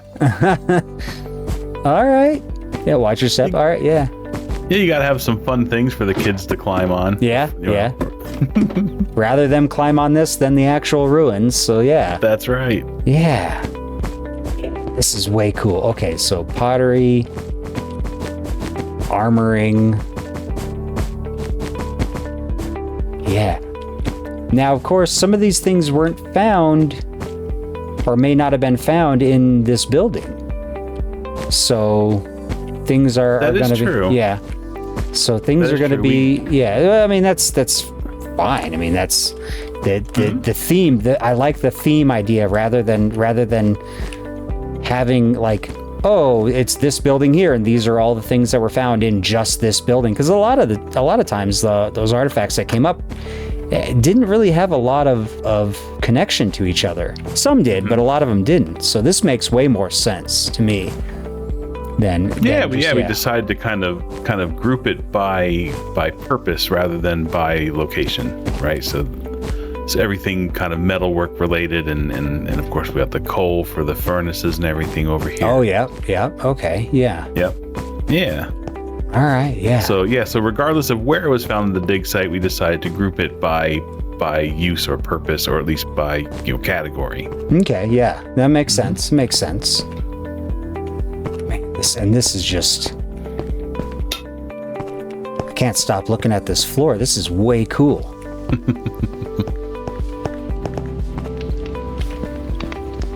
What's burning? Oh, that's the chicken cooking outside in the Oh, okay. I hear a campfire. I'm like, oh. This is, yeah, you definitely outdid yourself with this. I was not expecting this. I was, expecting something small. I mean, this is just amazing. Yeah.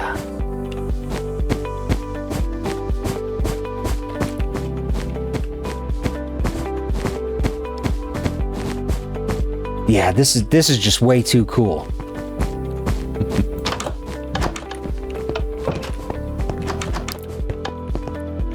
Yeah, I like how tall this is too. This is, you come in, you're kind of, oh, whoop. Okay. So those are automatic doors. They're automatic doors. Yep. Only all one right. direction. All right. Yeah. But yeah, you kind of come in and just sort of opens up in front of you. And this is sort of like just being slapped in the face with awesome. Yep. Yeah. Yeah, this is too cool.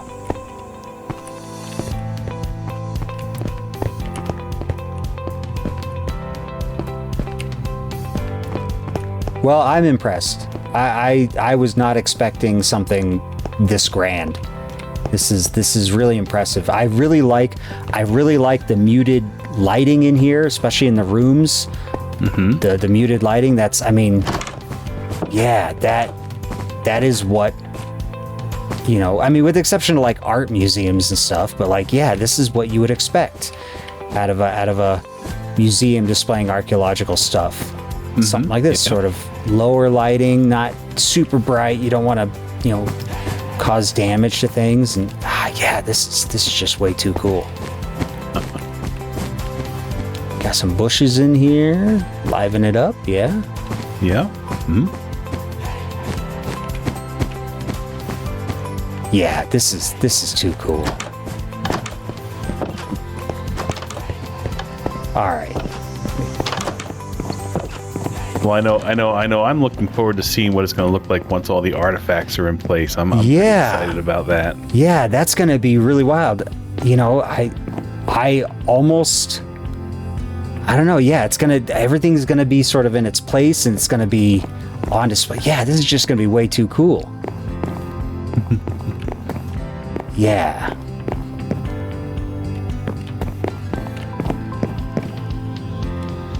Yeah, and I like how it kind of with the colors here, especially on the outside, it almost has like that retro 70s, late 70s vibe to it. Yeah, definitely. Yeah, you figure maybe you guys have been working on this dig site for a long time, and this museum was built a while ago. Yeah, well, that place was buried pretty far down, so that would have been years and years and years of digging. Yeah, this is. But retro's in style, right? That's right. That's right. Yeah, no, this is cool. This is way cool. So, all right, so this is absolutely amazing. I think you went above and beyond what we discussed. I mean, I didn't really give you any sort of ideas of what I was looking for. I just kind of said, hey, you want to build a museum, and this is just, this is completely beyond what I was expecting. So I think I should. Well, thank you. I'm glad you liked it. I really am. Good. Well, and I think it's only fair that I pay you for this.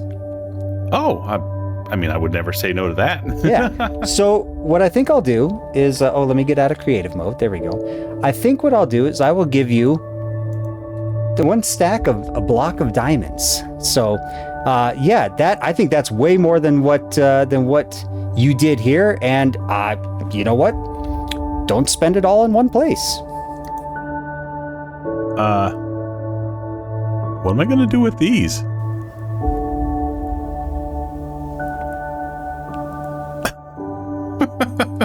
Nice.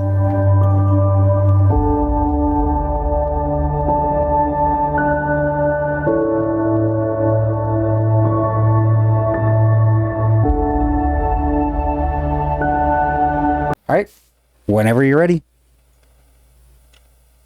Oh, wait, I'm the one that's supposed to be saying something. Okay. All right. Here we go. All right.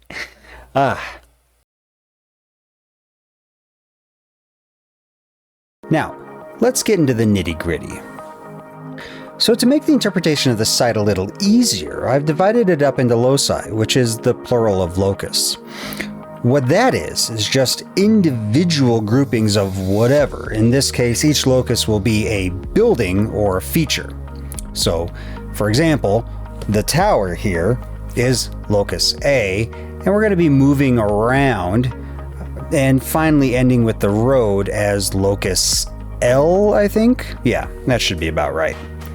Now for the interpretation, I'm going to ignore a couple of artifacts, and that may seem weird, but just, hear me out. I'm going to assume that candles were used for illumination. So unless there is a high density of candles that would suggest, some sort of candle manufacturing operation, I'm just going to chalk it up to needing light. And the same goes for stained glass. Unless there's a high concentration of stained glass, I'm going to assume that they were just used for windows. Also, for this interpretation, we're going to look at two things in particular. We're going to look at the artifacts themselves in each one of the buildings or locus, and we're going to look at the construction of the building or feature itself. And using both of those criteria, that's how we're going to sort of do our interpretation. So let's get into it, starting with the tower. So let me grab my notes here. Yes, I take notes. Every good archaeologist does. So, all right. So the tower here, there's a few things going on here. First off, let's talk about the artifacts. We have a sherd, which is sheaf, so basically a bundle of wheat. We've got dye, we got a couple pieces of clay, and then down here, we've got two more sherds. This one is burn. This one's called burn, so basically fire, and another sheaf. Now, what's interesting about this is they are down there, and this one is over here, which suggests that possibly the pot broke, whoops, let me get out of creative, right on this block here or somewhere around there, and the pieces went flying. One went there and one went down there. So the pot was probably on the roof or somewhere up here, maybe in a little window or something, and it fell and broke and went flying. Pieces went flying. That does not, however, explain the clay. The clay, I'm not really sure what's going on there. Possibly that is Mojang's way of depicting, I don't know, not unfired, but undecorated pot sherds. I mean, you think they would use brick. So I'm not really sure what's going on here with the clay. Maybe the clay is part of the dirt that sort of settled on here. I don't know. It's kind of interesting that both pieces are pretty much right there though. So maybe the pot held clay in it? It's kind of unknown. Moving down, of course, we got the candle. Yeah. I'm still new to flying, so give me a second. We got, of course, stained glass, and like I said, we're not really going to count stained glass or candles unless there's a ton of them. And then that's it. So what does that mean for the tower? Well, generally speaking, nothing. There's nothing we can really tell from this.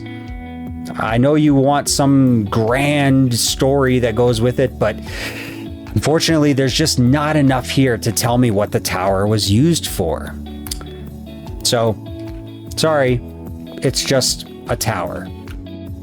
Moving on to locus B, which is this building here, this structure. This structure has campfires, remnants of campfires, which is pretty interesting. And it also has the, sherd here, which is burn. It has this wheat here, which is really interesting because both these campfires and the wheat are organics, which, like I said earlier in my other episode, organics don't really survive. The campfires maybe because the wood would have been carbonized, but the wheat itself, that's interesting that it actually stayed. Each one of these campfires is sitting on top of this piece of terracotta. This piece right here is the same color as the rest of them. We can assume that there was probably 4 campfires, but can't say that for sure. So let's look at what's here. We have dye, we've got wheat, we've got campfires, we have the danger sherd, a piece of white dye, a piece of coal, which I do believe you get when you break a campfire, so that could be the remnants of that 4th one, and that's about it. Obviously candles, and then of course this weird sort of armor template here. So what do we got going on with this building? Well, we've got burn, we've got wheat, we've got campfire, so burn goes with that. Wheat, we've got the sheaf sherds over there. It's hard to tell what's going on with this one as well. Just because there's such a diverse amount of, well, not really diverse really when you think about it, right? So we've got dye, white dye, we got yellow dye, we got wheat, we got that. That coal, let's assume that coal came from that fire, that missing fire. Let's assume, can't really assume much of anything else. The pot sherd obviously came from a pot that probably fell and broke. The pieces would have been over there, or it fell and broke here in the middle, and one piece went there, one piece went there. So burn and danger. Again, much like the tower, it's hard to tell. Maybe some sort of food manufacturing, because we do have the fire and we've got the wheat, and fire, heat and wheat, especially when you grind it up to make flour, could make bread. That's a possibility that this was some sort of food manufacturing, but at the same time, it's just a single piece of wheat, so it's inconclusive. That's about it with that one. So yeah, unfortunately, Locust B is sort of undetermined. Can't figure it out. So let's move on to Locust C, which is this purple roofed building. I'm going to refer to most of these buildings by their color, by the color of their roof. So just heads up on that. So what do we got in here? We've got, dead bush. Okay, moving on. We've got an armor template. All right. We've got blue dye. We've got a candle. Now we're yellow dye. Okay. Beetroot seeds, so a fire, a burn, sherd, a lead, some beetroot seeds, another armor template. Okay, so we got 2 armor templates, a crafting bench, okay, or a crafting table, I should say. Okay, so let's tackle this real quick. Beetroot seeds. A lot of times, seeds that are not burned and the archaeological contents are usually brought in by rodent activity. Is that what's going on here? Probably not. I don't think the developers would do that, but let's, I don't know. It could also be the remnants of food too, so there's that. So we've got a lead, which would suggest animals. We've got armor trims, which would suggest armoring. We've got dye, which could also go with the armor. So we've got 2 armor templates and 2 dye. So there we go. We could have that. That could be 2 different pieces of armor that are one dyed yellow, one dyed blue. So I'm going to go out on a limb here with the crafting table and the way that this place is constructed, because you notice that these other buildings here are brick. So they're a little more sort of solid, whereas the mud brick isn't usually a solid thing. It usually melts over time. So this is sort of hastily put together. And I would say that this is probably some sort of workshop, if I had to guess. Something interesting too, so we've got the mud brick and then we've got this sort of packed mud here, and I think there's one over there too. That doesn't necessarily mean that that is deteriorated mud brick either. That could have been something that was there on that wall. This mud brick could have also been plastered at some point too. We're not really sure. Granted, there is no plaster in the game, but you know, we're treating this like this is real life. So unburned or unglazed terracotta for the roof, mud brick with some more sort of unglazed terracotta, some packed mud, which could be either deteriorated mud brick or just it had something on it. Yeah, I'm gonna go with this is probably some sort of workshop. Yeah, moving on. So this is Locus D, another mud brick building with a flesh-colored unglazed terracotta ceiling. Okay, big giveaway here. We have a hoe. We've got a sheaf sherd, which might hold some sort of importance. Another sheaf sherd. Okay, so that's two. Candle and stained glass we're going to ignore. A little piece of clay, not really sure, but look at the construction. We've got this sort of trough thing with a wall across it where the floor legitimately goes down.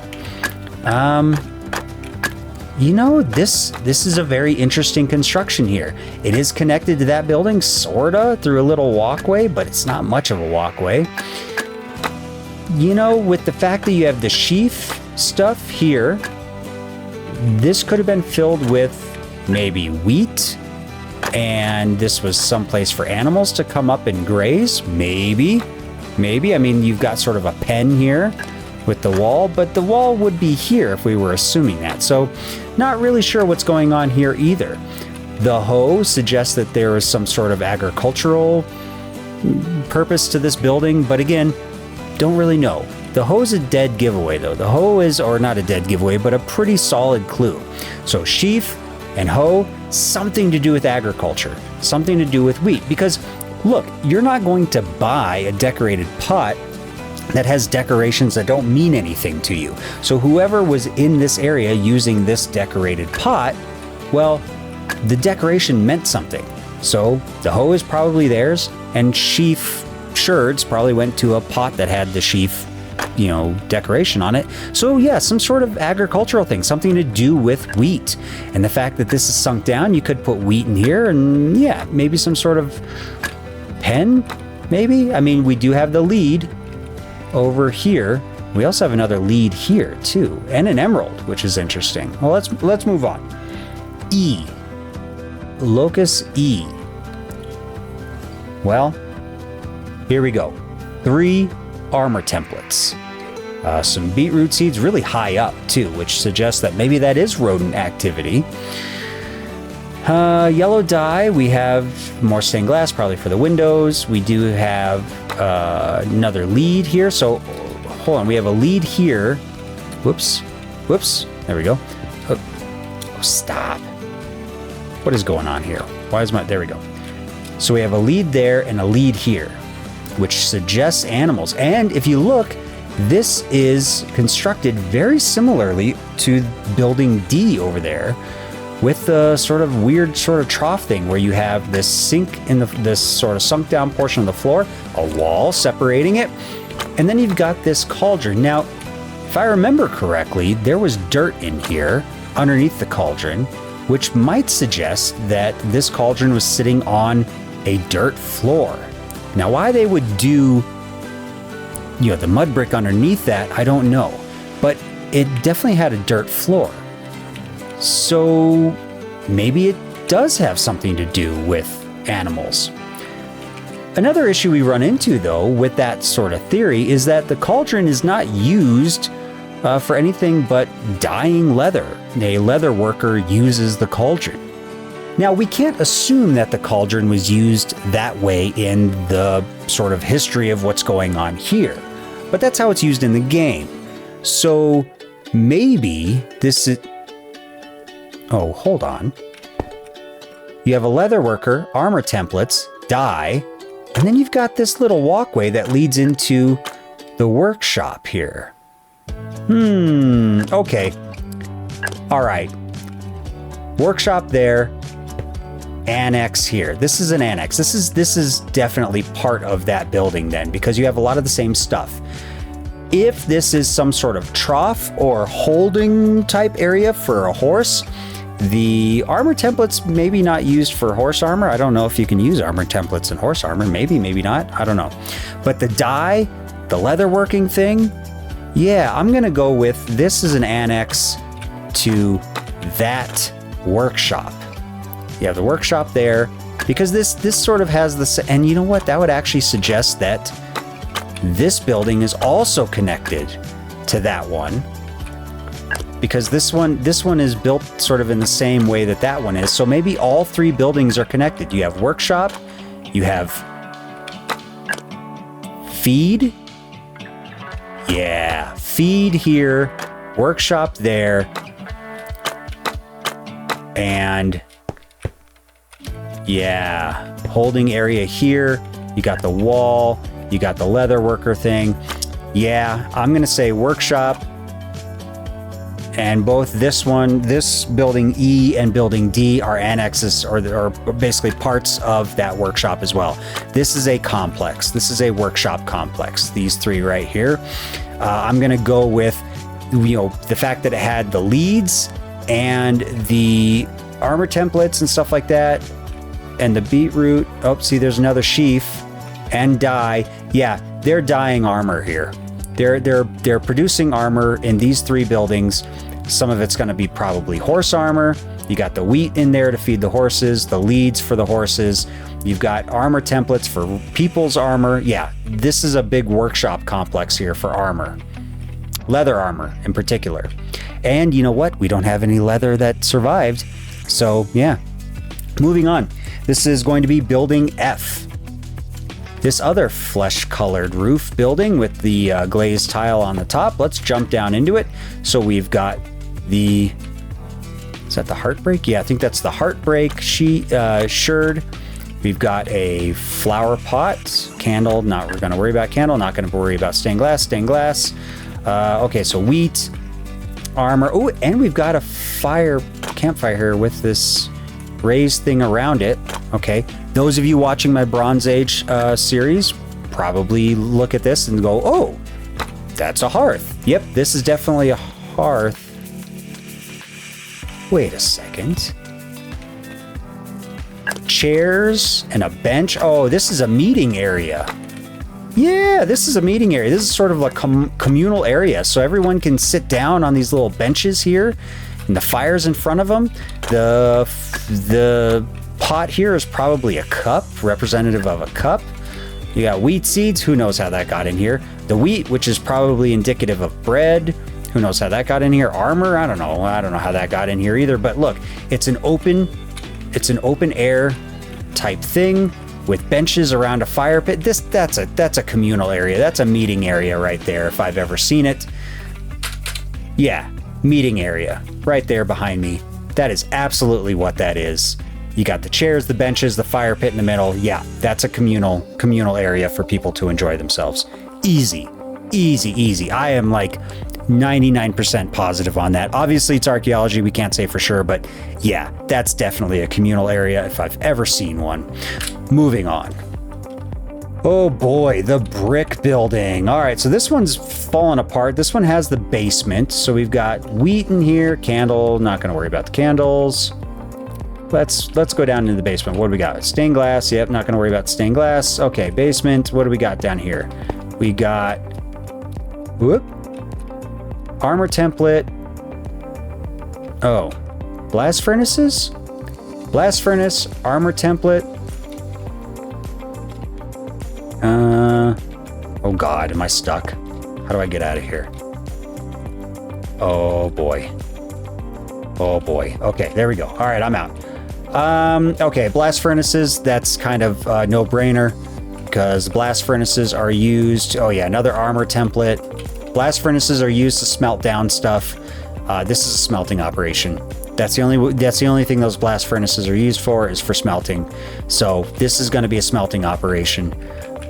Just based on that. The wheat, I don't know. There's been a lot of wheat throughout this place. I'm wondering if they mean this is some sort of placeholder for bread, or food stuff. But yeah, I'm gonna have to say this is some sort of smelting operation because of the blast furnaces in the basement. Why they're in the basement, I don't know. Maybe this is some sort of something.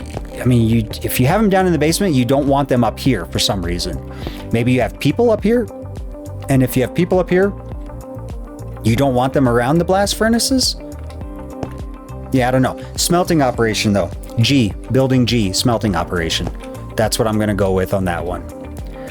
Moving on. Oh, I just noticed that piece of stone there. I should probably take that out. That's all right. Moving on to building H. Die. Heart. Oh. Yeah, that's what I thought. Smithing table, furnace, blast furnace, more die. This is the armoring area. So, hold on. Yeah, and these two buildings are touching. I'm gonna say that you have the smelting operation here with the armoring operation here. The die would suggest some sort of, I don't know, they're dyeing something. Is that the dog arm? Yeah, the howl, not armor, howl sherd. Yeah, okay. Yeah, I'm gonna go with armoring operation here again. So you probably have the smelter here and the armoring operation here. So these two buildings are gonna be connected. I'm gonna assume that they're connected. So this is gonna be for metal armor. Now, why we didn't find any metal armor, I don't know, but I'm gonna go with metal armor. Some sort of metalworking and armoring area. So that workshop over there is probably leather armor, and this one is metal armor. So moving on to this, which is eye. So locus eye. What do we got? We got armor. Okay, so we got another hoe, so that suggests agriculture. Dye. We've got another howl sherd, and a couple beetroot seeds. Stained glass, I'm not going to worry about. Well, the fact that this isn't a building, okay, would suggest that it's some sort of stall, maybe? Right? Because it's not, unless that terracotta. Well, it seems that all of the colored terracotta seems to be ceiling. So maybe that was supported by some sort of wood beam or something like that before. I don't see any. Maybe not. We do have the wood here. Yeah, I'm gonna go with something agricultural because we got the beetroot seeds, which again could have been rodent activity, could be the remnants of eating the beetroots themselves. That's what happens a lot of times with archaeological stuff, is you'll get the remnants of food, not necessarily the foods themselves. Armor template, I don't know. The fact that there are seeds and a hoe, though, suggests some sort of agricultural use. The fact that it's also small and not an actual building, and there's 3 of them in a line here along the road, I'm going to assume this is some sort of stall, like merchant stall, and they're selling produce, maybe, or livestock. I don't know. Let's move on. J, we have the heart sherd. We've got wheat. Another howl. Die. All right. Well, if these are all stalls, this one's definitely selling produce, because, or at least wheat, some sort of farmer stall. So that one's selling food stuff. This one's selling food stuff. Yeah. Let's look at the third one over here. What's this one got? This one's got die. Oh, geez. Three sherds, a couple pieces of okay, you know what? Yeah, all right. Check it out. and a brick over here on the road. Yeah, okay. These are stalls. This one here is a potter. They had a pot here, or a couple pots here on display. The dye could be used for paint. The clay, the unfired clay, is because they were currently working on it. The brick over here is probably undecorated sherd. So, so when it fell and broke, their piece went out this way. I'm going to go with, this is a potter stall. This is a stall for somebody selling pottery, maybe, next to the road, which would suggest that this one then is somebody selling wheat or bread, a baker maybe, a baker. I could see a baker. And this one is a farmer selling produce. So you've got 3 stalls here. I'm assuming selling something. I mean, they're not structures where they're living. They must be selling something. Ooh, which would suggest that maybe this is a storefront as well, because the blast furnaces are down in the basement. So this could be a storefront. Okay. That suggests something about the site overall. Let's look at the road. There's a couple things I want you to notice with this road. There are 4 evenly spaced holes down the middle, which just so happens to be the same size. Well, I mean, it's a block size, let's face it. All the blocks are the same size in this thing. But much like the birch here in those cavities, those could be poles. Also, you'll notice that sort of off to the corner here of each one of those holes is another set of holes. At least 2 wide, right? And then you've got this gutter running here. This is definitely a gutter. I mean, come on, let's face it. You have a long running trench down a road. That's a gutter. I probably would have used stairs right here so that the gutter was smaller, but that's a gutter. That's totally a gutter. So that would suggest you even have this right here, right? Which is really close to this. So yeah, I'm going to go with these holes are for poles, and this had one big awning over it. Because you got poles here, you got beams running along the sides from the cavities that were in the ground. This road had a big old awning over the top of it. That's what I'm going to go with. Let's look at what's on it. You've got, at the very beginning, a lead. Interesting. Seeds, wheat seeds, okay. Wheat, which might also go with the lead there. You've got a little gold nugget. Now, gold historically has been used as cash, as basically something to pay for goods with. You got stained glass, you got candles, more stained glass. Yeah, the fact, more beetroot seeds, but those are really high up. So the gold, the wheat, and the lead at the very beginning of this road suggests that people are coming in with livestock and or on horseback or horses or leading horses. They're bringing money to pay for things, maybe from these stalls. So let's really look at what's going on here. Buildings D, C, and E are all sort of connected together. It's some sort of workshop. It looks like possibly leather armor, possibly for horses, because you got the leads and the wheat and stuff like that. And you got these things that kind of look like troughs or at least holding areas. F is a communal meeting place. A little fire in the middle, some benches around it. G and H over there is some sort of armoring and smelting type of operation. I, J, and K are all sort of stalls for selling stuff. And you could argue that both the smelting and armoring buildings, the workshop, the horse armor workshop or whatever, the leather worker, and then the metal worker over there could also be selling stuff too. So what does that say? What does that say about this place? Well, I think this is a place of commerce. This right here is a marketplace.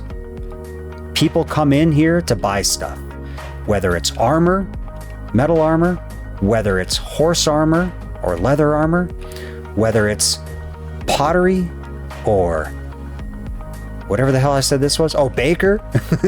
Baker. Oh man, it's been a long day. Or this, which I believe I said was a farmer's stall. Yeah, this is a marketplace.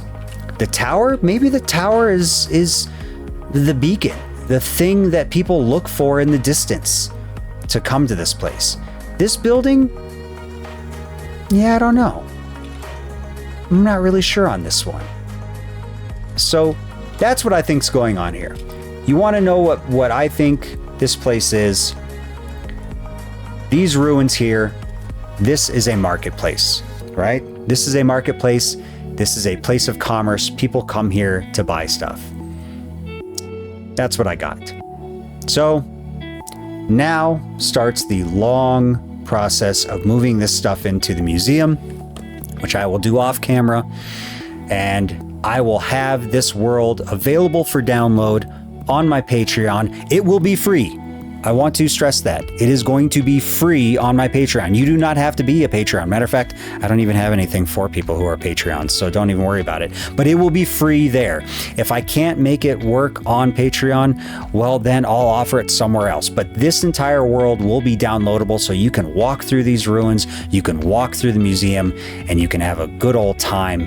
And I'm very curious to see what you think is going on in this place too. If you agree with me, awesome. If you don't agree with me, also awesome. I'd love to hear your theories. But right now, I am mostly convinced, like 99.999% convinced, that this right here is a place of commerce, a place of maybe trade, a marketplace, something like that. People come here to buy stuff.